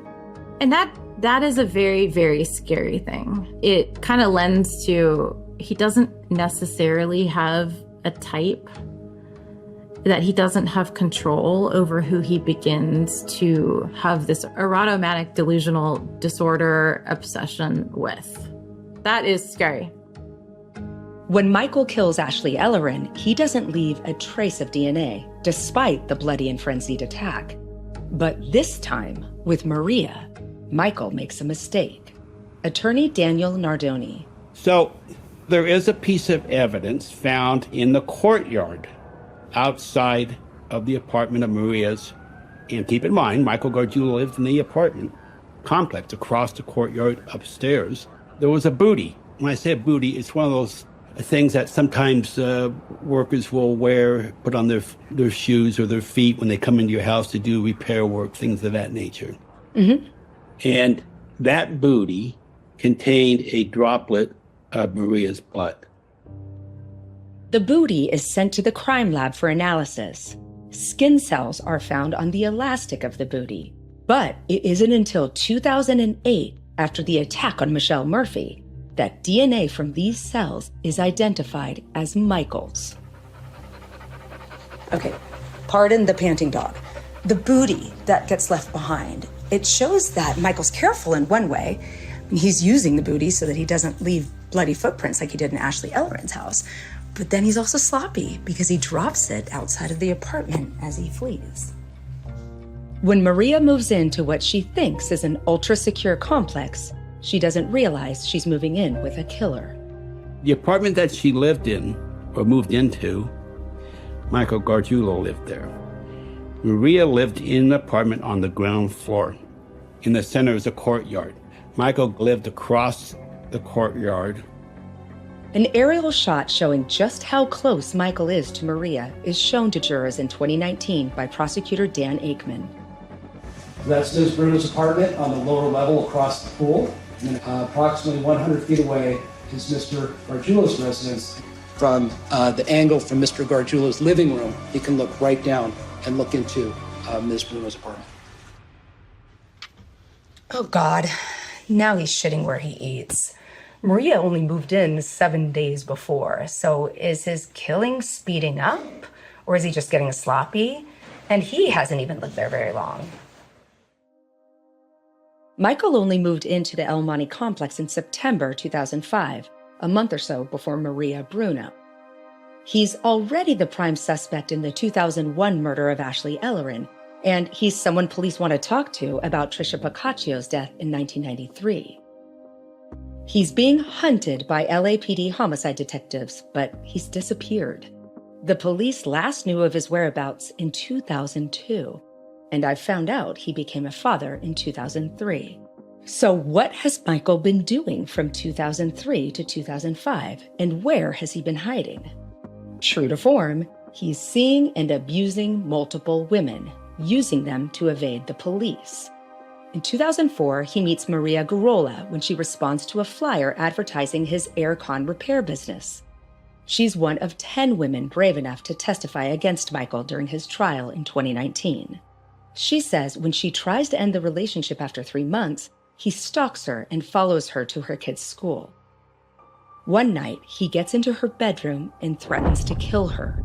He hits her so hard that the blow detaches her retina. She files a restraining order against him. Maria Garola bears the scars of her 3-month relationship with Michael, but she escapes with her life. Other women, like Maria Bruno, aren't so lucky.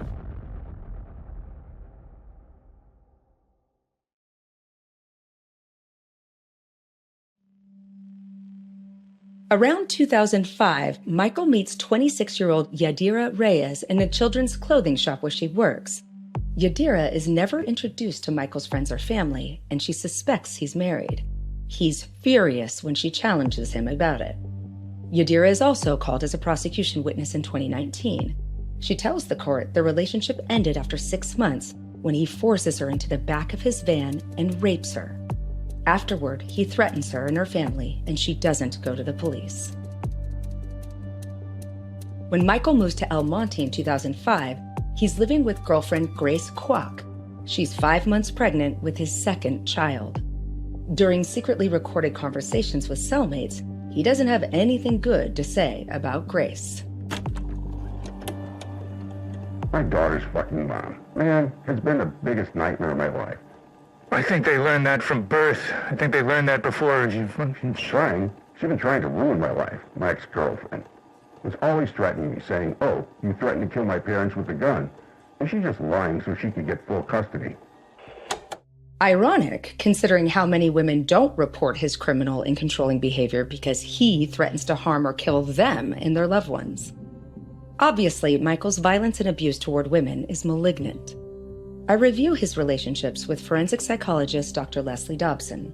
They were short-lived relationships. And if we're looking at violence risk and psychopathy, longevity of relationships is extremely important to the trajectory of recidivism and violence. You know, is someone going to do it again? Well, if they can maintain living with somebody for 2 years, that significantly reduces their risk of violence. But where does this hate-filled attitude toward women come from? Dr. Joan Kaufman is a psychologist who specializes in child neglect and abuse cases. Do you think any of this was learned or an artifact of how he was brought up? We did not hear anywhere about there being any domestic violence. So what we learned, you learned through multiple ways, but he ultimately made choices. He had free will and chose to act in certain ways, and I think it was a thrill to him. Michael doesn't kill people he's had relationships with. He's saving that for women he doesn't know, like Maria Bruno. She's beautiful, petite, out of his league, exactly his type of victim. What do you make of the fact that he only kills these attractive, outgoing women? They're not the type of women he necessarily dates. Did that mean anything to you when you read about that? You can hypothesize that there was, some kind of jealousy and resentment, feeling like potentially these are the women who wouldn't go out with me. But again, it's total speculation because there's nothing in any of the documents I read where, those sorts of statements came up. But that's what it makes you think when he's specifically targeting young, attractive, outgoing women. And to me, it smacked of what we see in an increasing problem with incel behavior. He was having sex. He was having relationships. He is not a traditional incel. Incel is, it's a made-up word to indicate involuntary celibacy. So people who want to date, want to have sexual and romantic relationships, but are denied. And then it has become this kind of platform for aggression and argument that men are entitled to sexual relationships with attractive women. And it's increased the violence. We have killers who attribute their motivation to being that they deserve it and they're killing the women who aren't giving it to them. Do you sense any sort of incel behavior with this guy? Because to me, it's like he doesn't care, he's a psychopath. But he's not a clever serial killer. And he gets away with it for a long time, but some of that was just an artifact of the time and limited law enforcement capabilities and other types of bureaucratic red tape. But he is killing where he lives. He's coveting what he sees, and he's leaving a trail of bodies with his zip codes. If you were to put him in a box, what would you classify him as? I think he's a psychopath. Yeah, every feature, every one. Yeah. Except he's not very charming. And I guess, what strikes me, we never heard once about any remorse. I have seen youth with bipolar disorder who sometimes, when they're manic, do things like that, they're ashamed of afterwards. I had a boy go after his parents with a baseball bat. And then when he was no longer manic, had such remorse and couldn't believe he had done it. So we have none of that process that we've heard any whiff of is ongoing here. And that's the hallmark of psychopathy. There's no remorse. Right. Again, we never got to hear anything from him, but the manner in which he did these killings, these were not, they use the word instrumental. They are planned. So they're not an act of passion. It's not like he was with his girlfriend and found out she was cheating and lost his head. This is someone he stalked. Mm-hmm. This is something he planned. He's also choosing to use a knife, which is very, up close and personal, mm-hmm. And in the case of Maria Bruno, mutilating her body afterwards. You know, he's being very particular in thinking about these women being found and what they should look like and how there should be a shock effect. It's almost like he hated them. There's almost a rage to the killing, right? But he didn't really know them. So, you know, again, so if the hate is, it's, you know, based on some sort of internal process, which we're not privy to. Dr. Kaufman's correct. We aren't privy to Michael's internal process, but we do know what he says about Maria Bruno, thanks to those secretly recorded conversations in jail. Michael first says he didn't know Maria, and then changes his story. Yeah, some chick in my building, whatever. They said that my unit looked over hers and she was beautiful and this and that. I kind of think I know who they're talking about because I thought I associated with that person who lived there. So, I mean, I have nothing to... Oh, I thought you didn't know her. Yeah, she was an acquaintance, man, and something happened to her or whatever. But I've been in her place a few times, spoke to her, carried her laundry, her groceries, and, you know, I've been in their house, and, you know, I could explain it. They could say anything they want. They say she was attractive, big-busted. To me, no attraction to me. I'm not into big-chested women. I don't even remember what the person... I never did pay attention to her. I just talked to everyone, man. But the reality is, he's been watching Maria since she moved into the apartment in November 2005. Someone spots him. Neighbor Robert Rasmussen testifies at Michael's trial that in the days before her murder, he saw a man shadowing Maria. Prosecutor Dan Aikman. Mr. Rasmussen saw a man matching Gargiulo's description, wearing a black hat, and follow Maria into her apartment.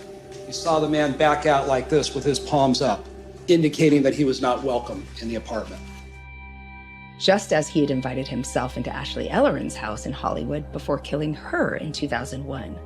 There are other disturbing parallels with Ashley Ellerin's murder. Michael attacks at night, but he could easily be seen or caught in the act. Maria's apartment is in full view of others in the complex. Forensic examinations reveal Michael didn't sexually assault Maria. Ashley Ellerin and Trisha Boccaccio had not been sexually assaulted either. Maria's body is horribly mutilated. Retired LAPD homicide detective Tom Small, who's leading the hunt for Ashley's killer, thinks Michael was planning a similar act with Ashley. There was a cut down her right breast underneath the curvature of her breast, like somebody was experimenting with the knife, but hadn't gotten all the way to the point of, you know, disfigurement. As in the Ashley Ellerin case, Michael attacks Maria Bruno just after she's had sex. Could this be a sign of a criminal mastermind deliberately trying to frame another man? After he's murdered his neighbor, Michael takes a very unusual step. Unusual for him, at least. He doesn't disappear this time. He sticks around. And soon after Maria's murder, another woman moves into the complex. What was going on for you around the time that you moved into the apartment complex in El Monte? My husband and I had been separated and we had just gotten back together. So we needed a place to live. We'd known of that apartment complex, but it used to be really just hideous, but they had redone everything and it looked brand new. And so we thought, okay, let's take a look. Rent was good, whatever. So we moved in. Michelle Wells is a pretty brunette in her mid-30s. She's slim and outgoing. In February 2006, she moves into the El Monte complex with her husband and 5-year-old son. She hasn't heard about Maria Bruno's murder just a few months earlier, or that detectives are still hunting the killer. Michelle Wells remembers seeing her new neighbor a couple of weeks after she moves in. So when were you lucky enough to meet Michael Gargiulo? He was outside. It was a black Volkswagen Jetta. He had, I guess, his baby girl in a car seat up on the hood, but he was not bad looking at the time. So I'm pulling up trying to park and I noticed him noticing me. And I thought, oh, well, that's nice. I still got it, whatever. A few days, a week later, his ex-girlfriend, Grace Kwok, she said, you live here? And I said, yeah. And she goes, could you do me a favor? I've got this Thomas Guide. For those kids that don't know what that is, it's an old school map book. and the apartment key. Can I leave it with you? And my ex-boyfriend, I'm leaving, can he come pick it up? And I said, sure, not knowing what I was inviting.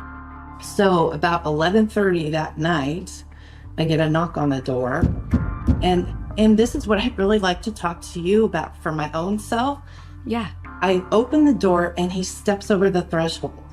And that freaked me out and did not sit well with me, because what do you do when you knock on a door? You knock and you back up. You stand back. Well, this dude comes right over the threshold, and all of my common sense was going, whoa, what are you doing? But I let it ride, and then spent close to 3 hours outside. Yeah. With him. It was like 1:30 or so when I got back in the house. Oh, but I don't consider myself a pushover. Do you know what I mean? Because we're horrible with boundaries. And we're trained to trust people. It's not about being a pushover. There's certain expectations that you have when meeting somebody. He's already kind of, stepped over it, quite literally, over the threshold. But then we are ingrained to not be rude. And that is, you don't know this man is a killer. You just know that he knows somebody who had, given you this thing to give to him. What do you do? But I've explained him in that conversation as being, he's the dude where he can smell your dinner burning, he can see your grass flooding, and he's still going to continue to stand there and talk about himself. He's got no social cues. Did you sense that was narcissism or just being unaware? Total narcissism, because in the course of that conversation, he talked about being back in Chicago and the cops had stopped him for something. Is that you, Gargiulo? Is that you, Gargiulo? We know it's you, Gargiulo. Like, I felt like this dude really wants me to remember his name. So I would say narcissism, because I was a bartender in Omani. Okay, so you know all you need to know. I'm used to all kinds of people. You become therapists. And really, my BS monitor was going off all over. He said, I'm an MMA fighter. I was an Olympic boxer. But at one point he says to me, you look like you could take care of yourself. And I said, well, I'd like to think I could. And he gets behind me, and I'm facing my apartment door, and he puts me in a headlock. And he goes, what would you do if I did this? And I said, I don't know, and then he grabs my opposite arm and puts it behind my back and said, now what would you do? In 1993, Trisha Pacacio's killer twisted her arm behind her back and broke it while stabbing her to death. Michael is due to stand trial for Trisha's murder in Illinois. And this is where I say I carry some shame and embarrassment, because I don't even remember what I said, and it probably wasn't appropriate for what was like, get your fucking hands off of me would have been the thing you would think I would say, but it wasn't. I was just kind of coy, which is not me. I don't know. But here's the thing, you're not prepared. You're looking at this with hindsight, and I do this too. We are not prepared to meet a serial killer, and your brain has a really hard time adjusting to the social mores that you expect in a conversation, juxtaposed against this sudden chokehold. You're not going to be what the hell are you doing? Because then you are kind of the weirdo. So you're maintaining the social decorum. He's stepping slightly out of it, but you don't know how to read it. And you're not really concerned that you're with a violent criminal. He's your neighbor. So did you kind of like him in the beginning? An affable, friendly neighbor? That goes back to the bartender thing. He was amusing to me. There was an entertainment factor because he was so full of shit. Everything was so fantastical that you're just like, okay, well, I'm sitting here having my cigarette. Go ahead. There's accountability in being neighbors, right? You can't get away with much. You know where he lives. Were you at all scared after the incident, or did that fear come later? No, that came later.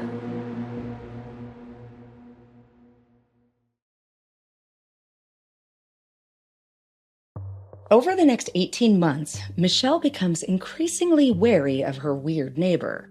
One time, he gives her a jump scare, standing right outside the kitchen window, staring at her. Another time, he asks to borrow a pen and follows her uninvited into her apartment. I go to my junk drawer, I turn around to go back out, and I bump into him because he's right behind me. And my son and my husband are asleep in the bedroom, so it's like 11 or so. And I'm, well, hey, okay, here's your pen. Wow. Hurting him, shooing him back out the door. And now, with hindsight, I look at it, he was checking out your apartment. He wanted to understand the lay of the apartment. Incidentally, that's what he did with Maria Bruno. Yeah, it was the exact same. You know, she was seen telling him to get the hell out. She obviously had a lot better boundaries than I did, because from what I heard, she wasn't as soft or polite about it as I was, you know. And not only has he been in your apartment, made it through that, across that boundary, he had jump scared you. He also had tested your strength. That's why he was saying, what if somebody puts you in this chokehold? What would you do? He's testing your strength. Yeah. Now, it would be very unwise for him to crap where he eats again. He was just checking. But it's like, okay, check that. I scared you, freaked you out at the window, check. I made it into your apartment, check. And I'm sure there was some kind of weird psychological fetish thing there, knowing that Maria's apartment was across the way and he'd already done it, you know? He would say, you and your husband don't fight, do you? I said, no, not really. And he goes, I never hear any yelling or anything. He goes, that's weird. He's watching. He was very impressed and oh, you just gave me chills. And he's not even close enough. See, what an idiot am I? I'm not trying to berate myself, but you just really seriously rang a bell. I didn't even go there with paying attention. But yeah, how the hell do you know? Or enough to say you don't fight with your husband, do you? He's not located closely enough to know that. He's stalking you. He's a predator, and this is predatory behavior. He's watching your habits, your routines, your schedules. That's why he's able to comment on you guys fighting or not fighting, because he's spending time watching you guys walking down there, trying to understand potentially windows of opportunity. We'll never know. But you are a more difficult target than Maria was, because you don't live alone. Right. But he's behaving in a way that I would expect a serial killer to behave. Michael's not stupid enough to kill Michelle, another woman in the same complex, but he is stalking her, toying with her. It's a deeply ingrained pattern of behavior, and he's probably doing it to multiple women all the time. Michelle's got plenty of life experience, yet Michael still manages to manipulate her, and she feels guilty about it to this day. I was making dinner, and all of a sudden I realized I have no cheese, so I am going to go to 7-Eleven on a wing and a prayer that they've actually got cheese there. But I'm walking out, and he's sitting at the base of the stairs down from his apartment. And he said, hey, where are you going? And I said, oh, I need cheese. He goes, I got cheese. You need cheese? I said, no, it's okay. And he's like, no, really, I've got cheese. Do you need cheese? I'm like, shit. Okay. He goes, come on. So we went up to his apartment, and he hands me the cheese. And he says, oh, before you go, he goes, I just got this mattress. It's the best fucking bed in the world. You've got to see this. It's like a $5,000 mattress. And I said, I'm cooking. I have to go. He goes, no, really, you just got to see it. Fine. There's no bedding on the bed. There's a pair of women's underwear on the floor at the foot of the bed. There was a couple of hangers with a couple of shirts in the closet. Again, that looking back now, I go, oh, this is a dude that was ready to leave if he had to leave. So I sit down, and he goes, now, oh, you got to lay back. I'm like, no, I have to go. I have to go. And this is pathetic, but that's all I've got to go. And he goes, lay down on the bed. And it was the way he said it. And very important, quiet. He had gone to where he's across the door jamb, arm up above his head and feet crossed at the bottom when he told me to lay down. I fell backwards. As soon as my head hit the bed, I sat back up. And as soon as I did that, he moved over to the side. So it was very much a, you did what I said, now you can leave. That feels really controlling. Yeah. And I got up, and man, did I feel like I had just done something wrong. Because again, I've got my husband and my son downstairs, and here I am up in this dude's house, laying on his bed. I feel like such a fool for not catching on earlier. Do you know? Okay. I'm going to disabuse you of that belief right now. I have been studying serial killers, murderers in general, predatory criminals, for 25 years. To this day, Michelle, I can walk out of one of my interviews. I could be on death row, could be in Huntsville, Texas, and I'll be like, oh, he didn't do it. He did. I get duped to this day with all of my training and all of my history. There is no way in a million years with what you have told me that I would have thought that I was in the clutches of a predator. Being creepy is not a crime, and it's frankly not that unusual. There's creepy guys everywhere. Yeah, but okay. So you're the criminal psychologist. And this is a big question I have. And one of the reasons I was like, yeah, I want to do this, if I maybe get a little psychoanalysis or help, what do you do if a serial killer makes you uncomfortable and your instinct is to say, no, fuck you. Now you've pissed off a serial killer. So now what? Serial killers don't work like that. They're not impulsive. They're not, they plan their murders quietly when they're not mad. They're calculated. They don't have, I mean, he could experience rage, of course, but he's not going to chop you up right then and there. That's just not how they operate. So in hindsight, I don't think you did anything that's weird. It's a neighbor. But moving forward, you have the benefit of experience, being a little bit older. And I use humor when I'm uncomfortable. I'll be like, hey, no, really, I'm being serious. Like, I keep it friendly, whatever it is. Or my husband will, cause problems. I cannot be in somebody's bedroom. It doesn't matter. You're not going to run into a serial killer ever again. But you might run into other men who make you uncomfortable. And I have learned, and I try to teach my daughter, that you can use humor to put up a boundary a lot easier than you can use anger. Because anger makes you weird, right? It's interesting to me that he's always there when you need something or you're, because he's watching you, right? Looking back, do you feel that way, that you could have been one of these victims? Yeah. Had I not been married and lived alone, absolutely. But I wondered that. What, because he had all these girlfriends that he lived with, and we know why, I'm sure, so that nothing was in his name ever. So what makes you a girlfriend? What makes you a rape victim?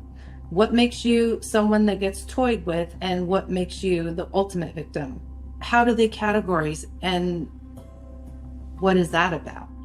Well, interestingly, Michelle, there's this misconception that serial killers have an MO that they stick with forever, and it's just not the case. They tend to be a little sloppy in the beginning, and then they perfect their craft. And then once they're emboldened by not getting caught, they can become a little sloppy again. But more than that, they get bored. So the highs that they seek, whether it's sexual or just the high of the hunt and the kill, that starts to attenuate. So they might change their crime. They might change the method in which they kill. They might not kill at all. They might rape. They might rob a bank. They might change their victim profile, because the way they get caught is because when they have the same victimology, the same MO, and they are somehow connected geographically or otherwise to the victim. Uh-huh. But there is this wrong idea that doesn't change, and it absolutely does. So he can't kill there again. You've got a husband. It doesn't mean he's not still preying upon you. Uh-huh. It's just that he might not know what he's gonna do. And there might be lots of women he's accosted in certain places, he's watched from afar and had plans for, but they don't always kill. There could be all sorts of things we don't know about. So we don't have to go as far to say he was going to kill you, but he was definitely behaving in a predatory fashion toward you. Because didn't he talk to you or ask you if you had heard about Maria Bruno? Yeah, he did. He says, did you hear what happened to that chick over there? And I said, yeah, I did. And he goes, what do you think about that? I said, it's fucked up. And he goes, well, would you have moved here if you knew about it? And I said, no. Well, why not? And I said, because I believe in energy, and I believe that this building is just the whole freaking neighborhood is contaminated by that. I wouldn't have moved in. In 2007, 2 years after Maria's murder and 6 years after Ashley Ellerin's stabbing, there's another push to find Maria Bruno's killer. A sketch of a man the police want to question, a guy seen peering into the window of Maria's apartment, is published again in the newspaper.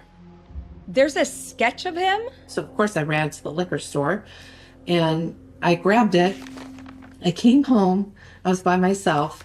I opened it up and I'm looking at the picture, and that alone didn't do it. And then I started reading the description, and it said 6'1" to 6 whatever it was, Mediterranean male.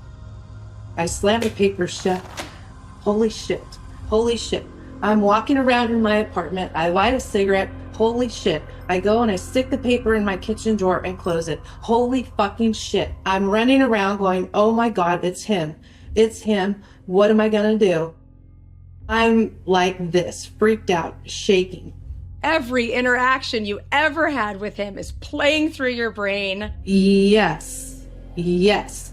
So I get in the car because I'm gonna call the police, but I'm not gonna call from my apartment. I go to my mom's house. I need to make a phone call.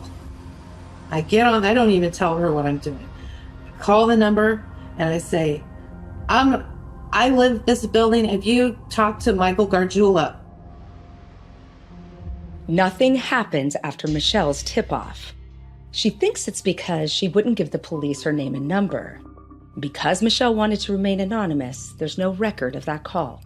Michael Gargiulo isn't arrested, and the trail goes cold in the Maria Bruno case. Michael's still living in the complex, although he's around less and less often. That's because he's met someone new, and this one's a keeper. Do you remember your last interaction with him? That had to be, well, that was him coming to show me the ring. It's spring 2007, not long after Michelle has told the police that she suspects Michael is Maria Bruno's killer. He's met his fiance, and again, I think this time I was standing at the doorway smoking a cigarette. He's like, oh, I'm going to propose to my girlfriend. This is the ring. And it was this honking diamond ring, you know. Michael's stalked and slaughtered 2 of his neighbors, and this time he stuck around to admire his handiwork and casually terrorized more women. Now it's time to move on to a new wife, a new life, and a new victim. But this time, he won't quite finish the job. Previously on Mind of a Monster, the Hollywood Ripper. He's so confident in his ability to brutally murder somebody. From ID and Arrow Media, I'm criminal psychologist Dr. Michelle Ward, and this is Mind of a Monster, the Hollywood Ripper. Chapter 6, The Trial. I think he's a psychopath. And he goes, lay down on the bed. And it was the way he said it. There was a booty, and that booty contained a droplet of Maria's blood.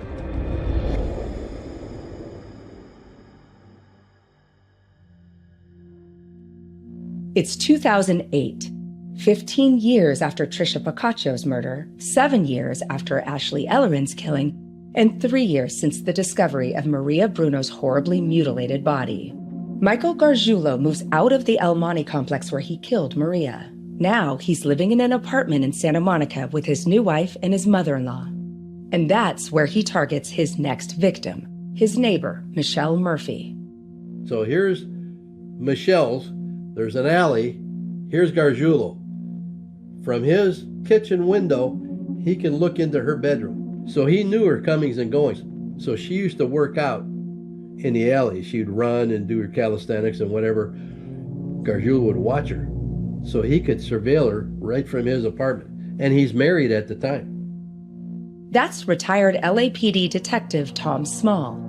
Detective Small's been hunting Michael since 2002. That's when Michael became his prime suspect in the Ashley Ellerin murder in Hollywood. But after that, Michael disappeared off the radar. It isn't until 2008 that the pieces start falling into place, after Michael's attack on Michelle Murphy. He goes to her bedroom. She's sound asleep. He gets on top of her, straddles her, and instantly, with his left hand, stabs her in the chest right here. And good thing she's athletic, and the knife didn't quite penetrate through the sternum. It got partly in there, but that would have severed her heart and the aorta right away. But that snapped her out of a sound sleep, and now she's got this monster on top of her, stabbing at her. She's bleeding profusely, but she's fighting.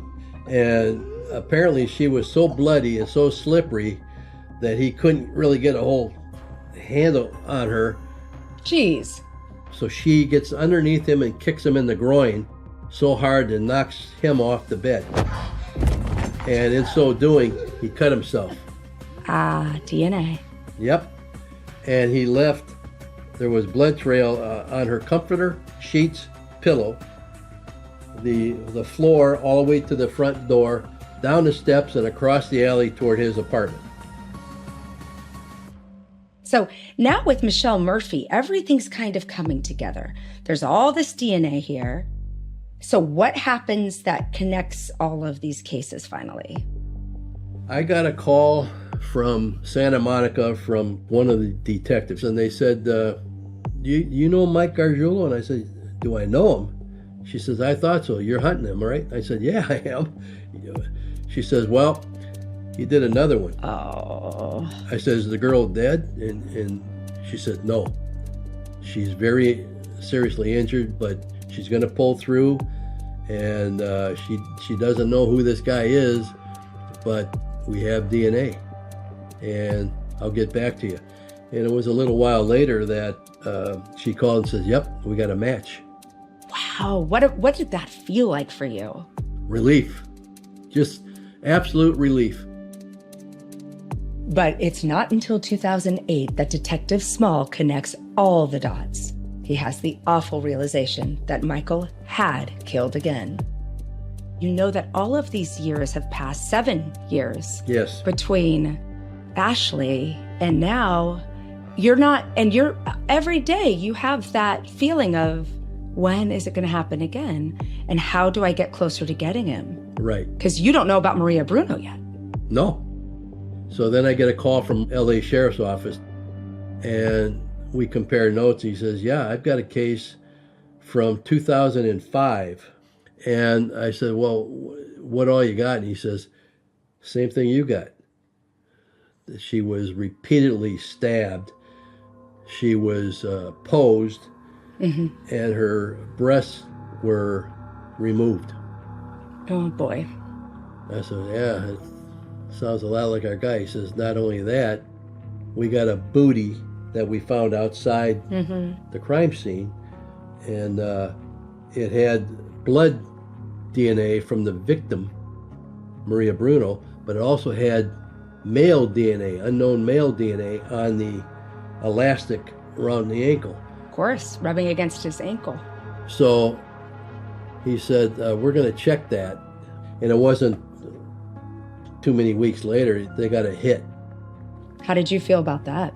I said, damn, I said, that was my biggest fear, because I really thought in 2004 I could keep working the case here peacefully and try to put something together on him. But then I got Michelle Murphy, and now I find out about Bruno, how many others. Like, I'm trying to wrap my head around this long period of time where you know who's committing these crimes. You know who did it. You know that they're targeting young, beautiful women. And you now know at least one of their families. And your hands are being tied, and you can't do anything about it until 7 years later. I was truthful with them, but I didn't blame anybody. I would just say, we've got leads, we're still working, and we did. We worked every lead that came through. But what does that do for you psychologically every day, thinking, okay, well, could I just go around this person's back? Are there any more hours in the day that I can squeeze to get something else? Did I miss anything at Ashley's home? Exactly. There wasn't a day that went by that I didn't think like that, and I think it today. Oh, I have chills. I mean, it's the nature of the beast. I don't think there's any homicide detective that's worked it for any length of time that's had maybe not a serial case, but a big case, that doesn't go back and do a after action report in their head about, could I have done something different or better? In June 2008, Michael's arrested for the attack on Michelle Murphy, and he's in El Monte jail with 2 cellmates. Michael thinks he's chatting with fellow criminals, but they're actually undercover cops. They're secretly recording their conversations to gather intel on his other crimes. Excerpts of the recordings are played during Michael's murder trial in 2019. In a surreal moment, the actual jury hears Michael asking undercover cops how to explain to a jury that booty found outside of Maria Bruno's apartment. Fuck. Shit. If you're in my situation, how do you explain that shoe cover? That shoe cover to a jury? In another exchange, jurors hear Michael in his cell rehearsing answers he might use later in court. So what kind of mental problem do you got? Anxiety? I could say I black out. I don't remember. The undercover operation is called off when Michael reveals plans to attack a female warden and escape. He's searched, and prison-made plastic handcuff keys are found hidden in his pants. I'm hosting a gaggle of teenagers, so it's probably a little loud, so I'm going to duck in here and try to get this down while it's in my brain. So I've met many serial killers, and while they're not all exactly the same, there are some typical behaviors that we see, and we're seeing them here with Michael. He's being cunning and strategizing, and he's planning. So on the one hand, he does seem super calculating and smart. He's very grandiose, which we would expect. He has this giant ego, and he still thinks he's a step ahead of everyone else. But yet it doesn't even cross his mind that he could be talking to undercover cops while he's in his cell. The fact that he doesn't think anybody's smarter than he is, and he doesn't consider that people also could be planning and calculating, that's what brings him down. But his escape plan, now that's terrifying. And it wasn't just idle talk. He's actually in the process of carving his own handcuff keys out of plastic. Who knows if it would have worked, but we have seen it before. He's practical, he's resourceful, he is goal-driven, because that's what psychopaths are. And there's nothing more dangerous than a caged psychopathic killer.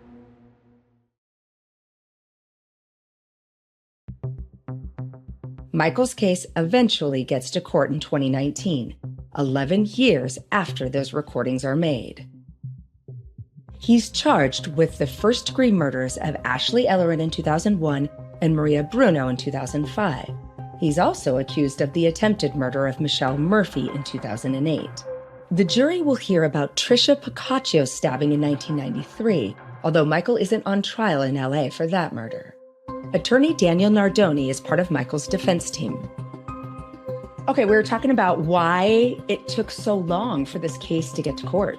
I think it was a combination of his being pro per, meaning representing himself, then going through a series of different attorneys. So when was the first time you met Michael Gargiulo?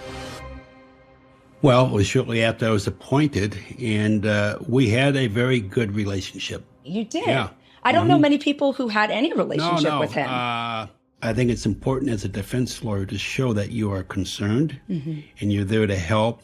And I think that helped in my relationship with Michael and still to this day. Yeah. What's he like? I have so little information about this, Dan. Got a great personality. He's entertaining. Wow. Very pleasant, very, very respectful. At least he was with me. Would you qualify him or classify him, I should say, as an intelligent man? He's not dumb. Did not come. Okay. All right. Was he confident? Yeah, I mean, he assisted us in the defense, put it to Yeah. you that way, and he was interactive with us. I respected his opinions, and, he worked with us. Yeah. Wow. I spent many hours at the Los Angeles County Men's Jail and had lengthy, conversations with him in preparation for trial. The wait for answers has been agony for everybody, for the family and friends of the women Michael attacked and killed, also for the professionals like LAPD homicide detective Tom Small. We're catching other murders. I mean, I had a whole bunch in between there that, so all this is just mounting up. But this case, I never let it go. I couldn't. In 2019, Ashley Elleren's housemate Jen DeSisto is also called to testify against Michael. Like all of Ashley's family and friends, Jen has spent years in limbo, haunted by not knowing who killed her friend. So you learned about that later. I mean, I learned about that when one morning, I think it was a weekend, you get a knock on the door and it's the FBI with a picture of him, and they're saying, do you know this man? We think that he may have killed your roommate, but there was a 10-year space in between Ashley getting killed and knowing who did it, which was the most torturous part. Because you don't know if you're a target. You don't know. 1,000%. This is when the trauma and everything really starts to set in. You're now living in fear constantly. You're in a fight or flight at all times. Did you start to distrust your friends? Like it could have been you, it could have been... 1,000%. 1,000%. I ran the gamut of thinking everybody had done it. It was rough. And we actually all stopped talking. Most of the friends and I, everyone kind of dispersed. Jen is dreading the courtroom ordeal. She's already come face to face with Michael at a previous hearing.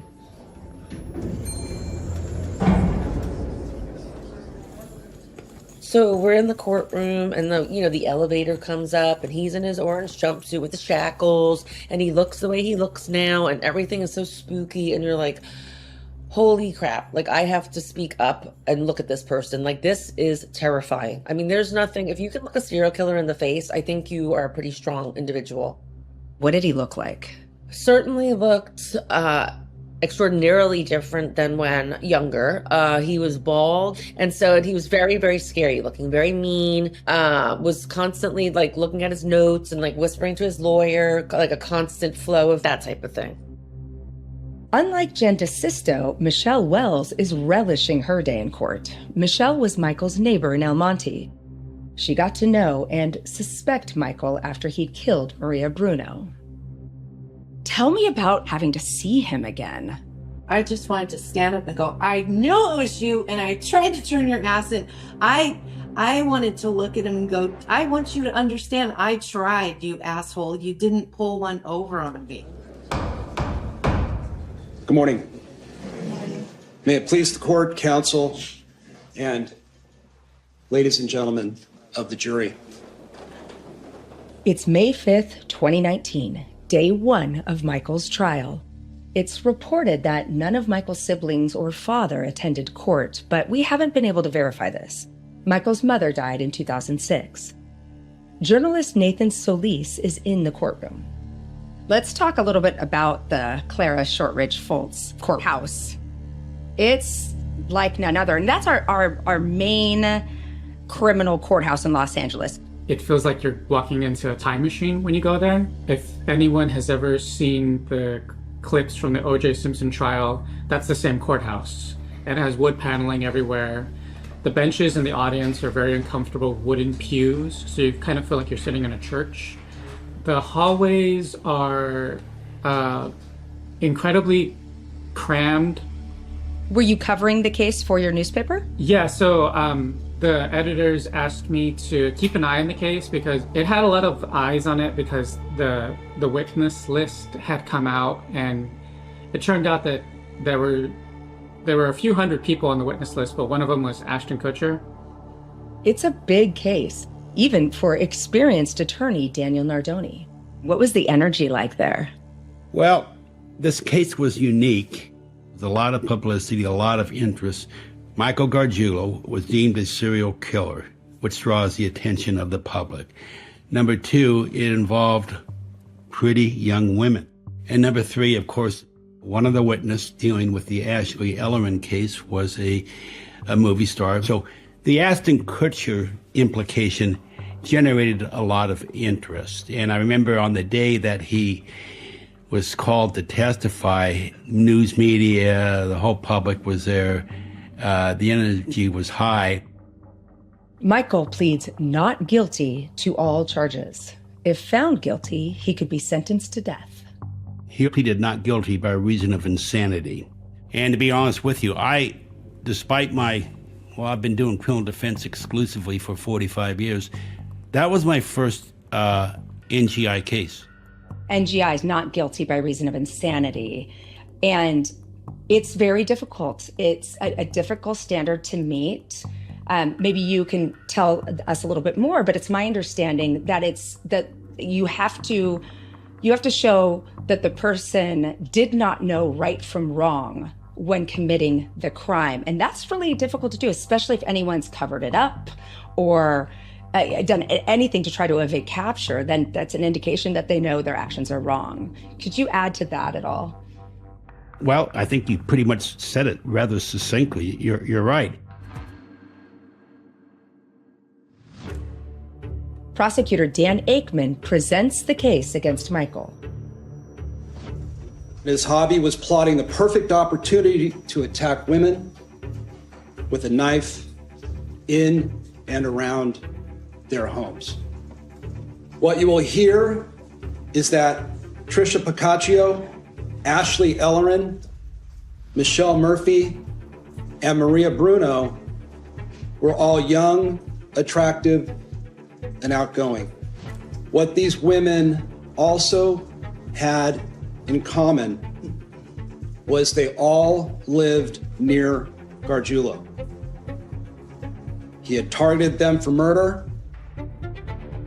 He tells the jury that Michael leaves DNA at 3 of the 4 scenes, all except Ashley Ellerin's, and he operates in the same way each time.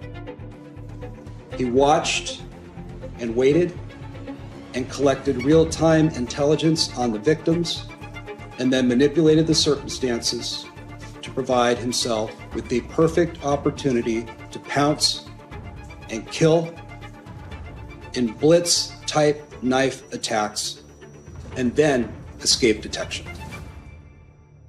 Detective Tom Small. The MOs are virtually identical. They're so distinct. And the type of attack, they're all blitz attacks. Nothing is ever taken, and there's ample opportunity to steal stuff, but he never took anything from the victims he murdered. Why do you think Michael Gargiulo killed all those women? Because he likes to kill. He enjoys killing. He enjoys stalking, and he enjoys the moment of the attack, and he gets a sexual arousal by plunging a big knife. So that is almost like a phallic symbol. I mean, it's kind of gross to say that, but Gargiulo gets off on plunging the knife into the body. He likes to cut and slash and stab. And that's the only reason. He doesn't steal from them. He doesn't rape them. Prosecutors describe the other patterns which they say connect the cases. Michael targets attractive women at night in or near their homes. He ambushes and stabs them all multiple times. Each attack takes strength and athleticism. He lives close to all of them. He moves or poses the bodies after each murder. Blood spatter evidence suggests a left-handed attacker. Michael is left-handed. There are thousands of pages of evidence, 350 exhibits, and 79 witnesses. The judge takes the unusual step of allowing jurors to visit each crime scene. 14 days into the 3-month trial, Ashton Kutcher arrives at the courthouse. He's wearing a sober blue suit and a thin mustache. Filming in court is not allowed on this day. He's the last person to speak to Ashley Ellerin before she's murdered, calling her minutes earlier to tell her he'd be late for their date. By 2019, Ashton Kutcher's a megastar, not the up-and-coming actor taking Ashley Ellerin out 18 years ago. Everyone is eager to hear the Hollywood A-lister testify, including journalist Nathan Solis.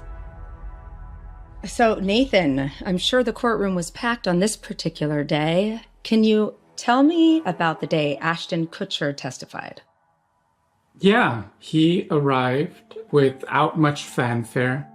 The way he presented the series of events was he went to her home and he felt like he got stood up. And he said that he tried the doorknob, but he felt, oh, she's not here, I got stood up. And then when he found out that she was murdered, then he went to the police. He said, my goodness, I have to go and tell them what I know because my fingerprints are there. He was very concerned about that. But the prosecution was laying out that in the sequence of events of her murder and when he arrived and the calls that they had made to each other, that her killing had to have taken place in a very narrow window. And somehow Gargiulo found a way in between all of that. Defense attorney Daniel Nardoni cross-examines Ashton Kutcher. Mr. Kutcher, I could tell he was very nervous when he came to the courtroom. And I said, Mr. Kutcher, don't worry, you are not a suspect in this case. And I could see a sense of release. Ashton Kutcher is the person the media is most interested in. But the real stars of the show are the 10 women, ex-girlfriends, friends, neighbors, strangers who line up to give evidence about the sickening physical and mental abuse they suffered at Michael's hands. And then there's Michelle Murphy, the woman who fought off knife-wielding Michael Gargiulo and lived to tell the tale. Who knows how many more women would have died if she hadn't survived. 11 years ago, a 26-year-old woman had the strength and courage to fight off a killer, leaving him bleeding on her bed and leaving a blood trail that took investigators not only back to his apartment, but took investigators to answers that they had been seeking for 15 years. How impactful was Michelle Murphy in court? Oh, I thought she was very impactful. I mean, you couldn't start, I mean, she had nightmares and we survived and, yeah, it was horrible. This whole case was horrible. Witnesses like Jen DeSisto, who are terrified of taking the stand, draw strength from hearing Michelle's account of the night she almost died. She describes how she wakes up as she's being stabbed in the dark, somehow manages to kick her attacker off, and chases him out of her apartment. When you're sitting in the courtroom, like in that environment, you think all the people here have something absolutely horrible in common, and I'm looking at Michelle Murphy and her husband holding her hand and all of her stab marks all over her. And I'm thinking, this woman is a freaking hero, Like, movies are made about this, but nobody lives this. I know. Nobody lives this, Jen. I know. What was Michelle Murphy like? I was floored by her. I thought to myself, you know what? If she can do this, I can do it too. I reached out to her. I just said, she said, you're her roommate, right? I said, yes. And I said, I know exactly who you are. You're my hero. Like, for real. It wouldn't have been solved without her. It wouldn't have. The Gargiulo case was perhaps one of the most graphic cases I've ever defended because of the nature of the crimes and beautiful young women who lost their precious lives and whose families were impacted. Maria Bruno, she had beautiful young kids. Now those kids are growing up without a mother. Got to feel about the welfare of those children. Being a criminal defense lawyer is not, if you take your job seriously, which I do, and I like to think I'm a good person and a compassionate person, I have feelings for my victims of the people that I defend. You got to turn it off sometimes, so oftentimes, but I think and pray for them. And you had horrifying deaths for young, beautiful girls. Yeah. You had every emotional thing working against you. Right. And, I remember during the trial, you see some of these women crying and tearing up in the jurors I'm talking about. It was an emotionally draining trial. Attorney Daniel Nardoni has a huge mountain to climb in defending Michael. The defense strategy is to lean on the prosecution's heavy burden of proving the case against Michael beyond a reasonable doubt. We're not talking about whether he committed those crimes. We're talking about how law works in the United States and this presumption of innocence until proven guilty, and what that burden looks like to prove someone guilty. For guilt of murder, it has to be beyond a reasonable doubt. It is tough to reach that burden. Another important thing to consider is the fact that naturally Gargiulo is the prime suspect in the trial for Ashley's murder. But there was no physical evidence connecting Michael Gargiulo to the Ashley homicide. When I say physical evidence, I'm talking DNA, I'm talking fingerprints, I'm talking any sort of trace evidence, anything of that nature. I want to talk to you a little bit about Maria Bruno. That was a little bit more challenging from the defense standpoint than the Ashley Ellering case. But then again, that was a case where I felt there was, again, reasonable doubt. The lack of physical evidence, again, inside the apartment of Maria's. There's no DNA on the implants, breast implants, no DNA on the breast. I mean, just nothing. It might sound like you don't think Michael Gargiulo committed these crimes. What I think is irrelevant, but what I do know, there was reasonable doubt. How were you going to get around the fact that wherever the Michael lives, someone dies? That's the tough one.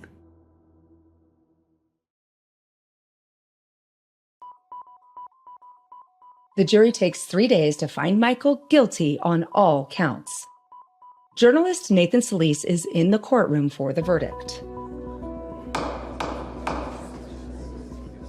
What was the reaction in the court to the guilty verdict? I don't think anyone was shocked.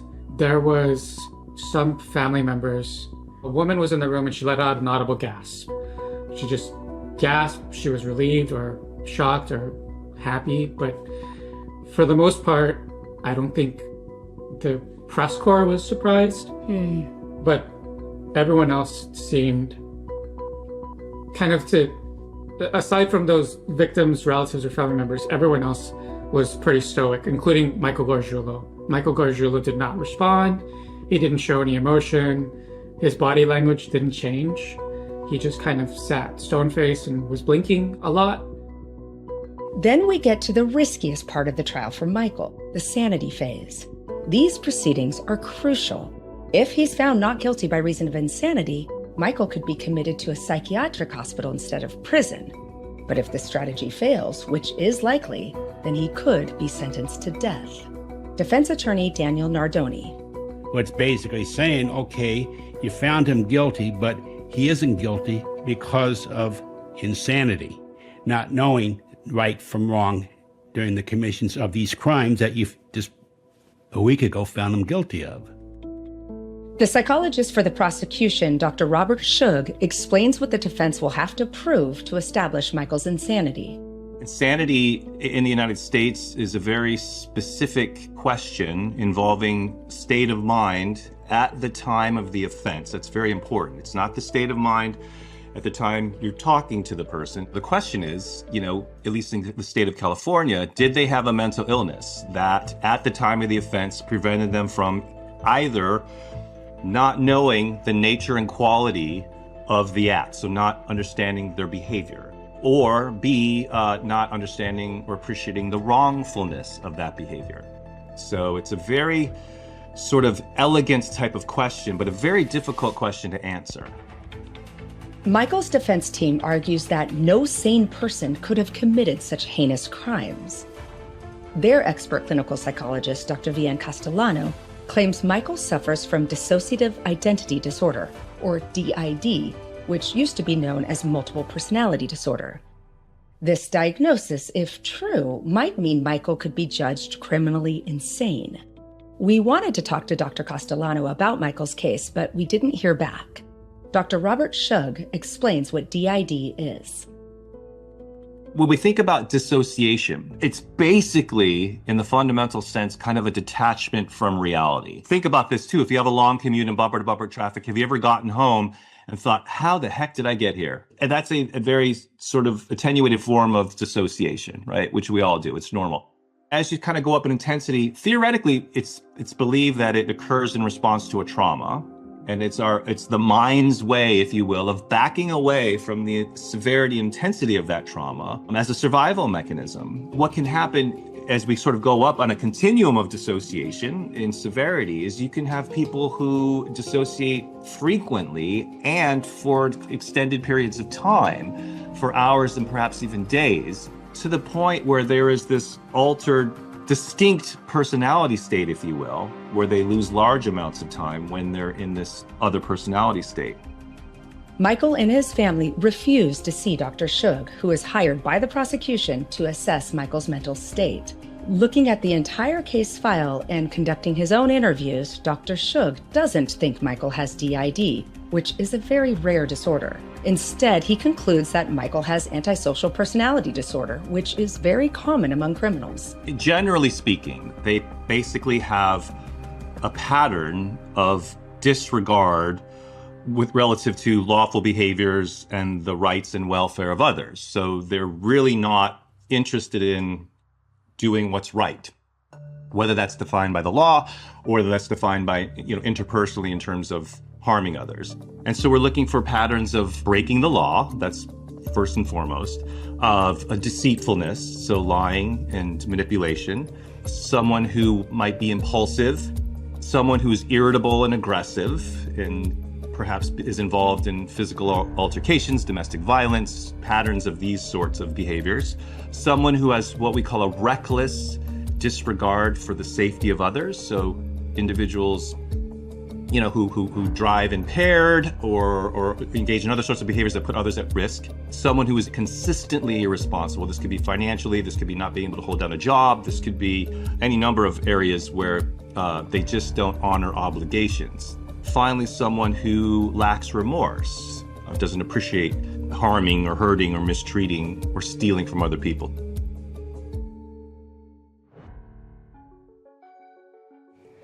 It's unsurprising to me that Dr. Shug disagreed with Dr. Castellano's diagnosis of dissociative identity disorder. First of all, DID is incredibly rare, but second of all, we see nothing from Michael's past that could point to that. Now, I think Dr. Shug, who says he believes that this person has antisocial personality disorder, really would have preferred to say psychopathy, but psychopathy as a diagnosis was pulled out of the DSM. And instead, we say APD, antisocial personality disorder, which really just describes behaviors and not personality traits. So it's somebody who has no regard for somebody else's rights or safety and has no respect for the law and has a pattern of this. Obviously, that's the majority of people in prison. I think that he would like to also point to, and does, the fact that there seems to be no remorse, that this person doesn't seem to appreciate what harming other people does. And so I think what he's trying to really say is psychopathy, but now the Bible of psychology, which is the DSM, really only allows for an antisocial personality disorder diagnosis. The jury agrees with Dr. Shug and the prosecution, confirming that Michael is guilty of the 2 first-degree murders and the 1 attempted murder. Now, the jury must decide how Michael will be punished. Jurors have only 2 options for such grave crimes: life in prison without parole or the death penalty. Defense attorney Daniel Nardoni does everything in his power to save Michael's life. We put on his son. Michael has a son. Nice young man. And I felt badly him being on the stand. And he acknowledged, okay, folks, you convicted him, but I still love my father. God, that's emotional. He started crying and saying, please don't kill my dad. And I remember that vividly now. I'm getting teary-eyed thinking about it. The families of Maria Bruno, Ashley Ellerin, and Tricia Pacaccio pay heartbreaking tributes to their murdered wives, sisters, and daughters in powerful victim impact statements. Michelle Murphy is now a mother herself, and she breaks down as she reflects on how the parents of Tricia, Ashley, and Maria must have been impacted by their children's murders. Cynthia Ellerin is Ashley's mom. You know, I'm sad beyond words. There's just nothing that you can describe it until you go through it. You know, when you hear something like this, you go, that's terrible. Like, oh, and then selfishly you go, well, thank God that's not me. That's not my family. But when you actually have this happen to you, it's a million times worse than you could ever expect it. I mean, I'm just empty without her. Maria Bruno's husband, Irving, talks about how the death of their mother has impacted their 4 children. Children needed their mother, and that was taken from them. Be afraid to have a relationship with their mother, to form that bond with their mother. All gone in the blink of an eye. In July 2021, the sentencing decision is made. Straight ahead on Law and Crime Daily. The Hollywood Ripper is sentenced to death for killing and mutilating 2 women. A sentence of death was imposed by the judge based upon the jury's recommendation. How did he handle when he was given the death penalty? Prefer not to answer that, but I think, how does anybody handle a death sentence? Not well. That's fair enough. It's a crushing blow for Michael and his attorneys, but for many others in that courtroom, there's a sense of justice served. Detective Tom Small. Did you think he deserved the death penalty? Absolutely. I'm a proponent of that because the death penalty is designed for people like this, where the guy's hunting, stalking. It's the entire community that's at risk. And people read about this, they get scared. Well, prison is crime school, and recidivism is very high. And I think that the death penalty is designed to punish. And certain crimes just cannot be forgiven. How often do you think of the Michael Gargiulo case? Every day. Is there anything you would have done differently on this case? Solve it sooner. I mean, I did what I thought was right. For Michelle Wells, who had her suspicions about Michael, there's satisfaction in preventing him from ever harming another woman. What did you feel when he was given the death sentence? I'm proud to have been a part of that. As horrible as, somebody's going to die. I helped. That's kind of a heavy thing to think about. My words helped give someone a death sentence. Now, let's be honest, in California, that doesn't mean much. I had a minute thinking on that, and I'm like, nope, I'm good with it. That's exactly what needs to happen. Yeah, I've heard people say that even if you disagree with the death penalty, when it comes that close to you, you can change your mind. Yeah, and let's be honest. This dude's been sitting in there for 20 years. What's going to be the first thing on his mind if he ever got out? So get rid of him. For Jen DeSisto, Ashley's housemate, the sentence does give a long-awaited sense of security. What did you feel about him getting the death penalty? Obviously, that is a very serious and severe penalty. But I also, having been in the room of everyone whose life was affected by this, having, experienced all of this firsthand, having lived in fear for so long, the less people like this that are even alive, the better. That's my opinion. So, and I feel very strongly about that. Mm-hmm. I understand that it's very severe, and I do, but I think it's warranted. Yeah, he just changed the whole trajectory of your life. 1,000%. I really do always wonder, what would my life have been like if this hadn't have happened? I wonder it quite a bit, probably too frequently, my therapist says, but it's, how can you not, How do you want Ashley to be remembered? She was like a tough cookie with a very soft heart, with a wonderful, lovely family. She had a killer sense of humor. She was beautiful. I talk to her in the clouds sometimes and ask her how she's doing. In 2021, Michael is the last person to be given the death penalty in Los Angeles County. But he won't be put to death anytime soon. California has not executed anyone since 2006, and Governor Gavin Newsom has halted executions for as long as he is in office. Like everyone on death row, Michael Gargiulo has a series of automatic appeals, a process that will take years. When thinking about a killer like Michael Gargiulo, the Hollywood Ripper, I find it useful to consider 4 prongs: who he killed, why he killed, how he killed, and what allowed him to kill. The last one's easy. What allowed him to kill is psychopathy. The other prongs are a bit more complicated. Why he killed. I have no doubt that he's a thrill-seeking sexual killer, and we've seen this many times before.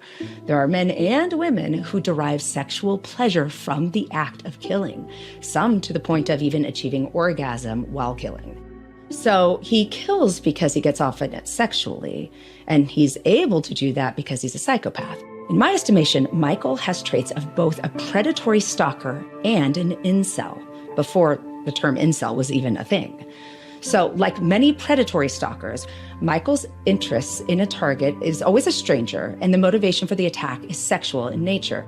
But Michael seems to have another layer. He targets the women he can't have, rather than the women he dates in general. So, like an incel, I think he thinks he should be able to have access to these beautiful women, but is too incompetent to do it.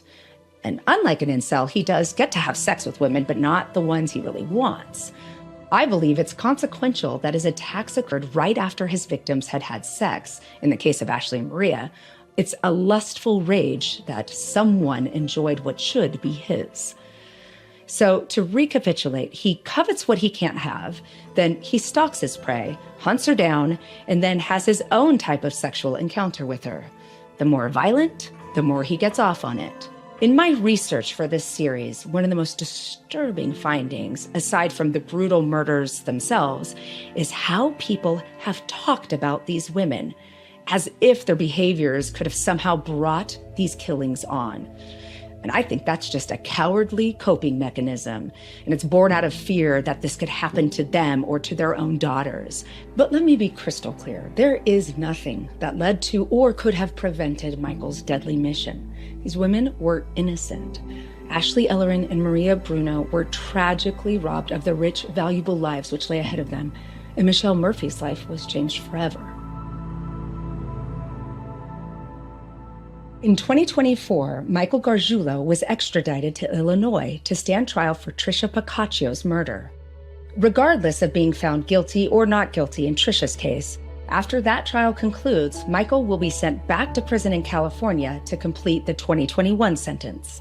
Tricia was only 18 years old when she was stabbed to death outside her home. She was brimming with life and promise. Her brother Doug was 17 and friends with Michael. 26 years later, they sat facing each other across the courtroom in Los Angeles. Michael, bald, bespectacled, and silent, staring intently ahead, accused of the most heinous and deviant crimes.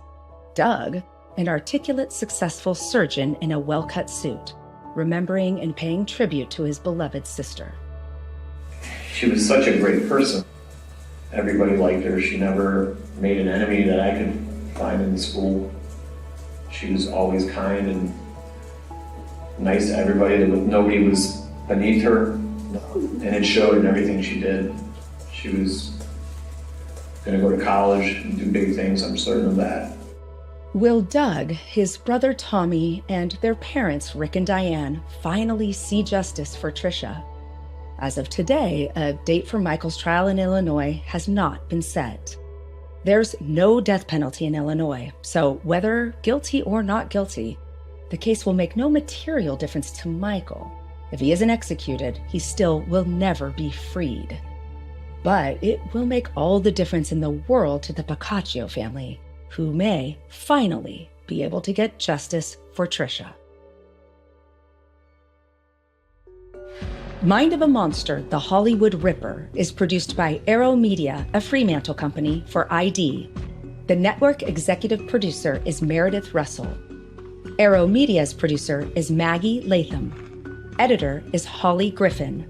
Audio engineering by Mahoney Audio Post. Line producer is Sarah Tucker. Production coordinator is Katie Whittington.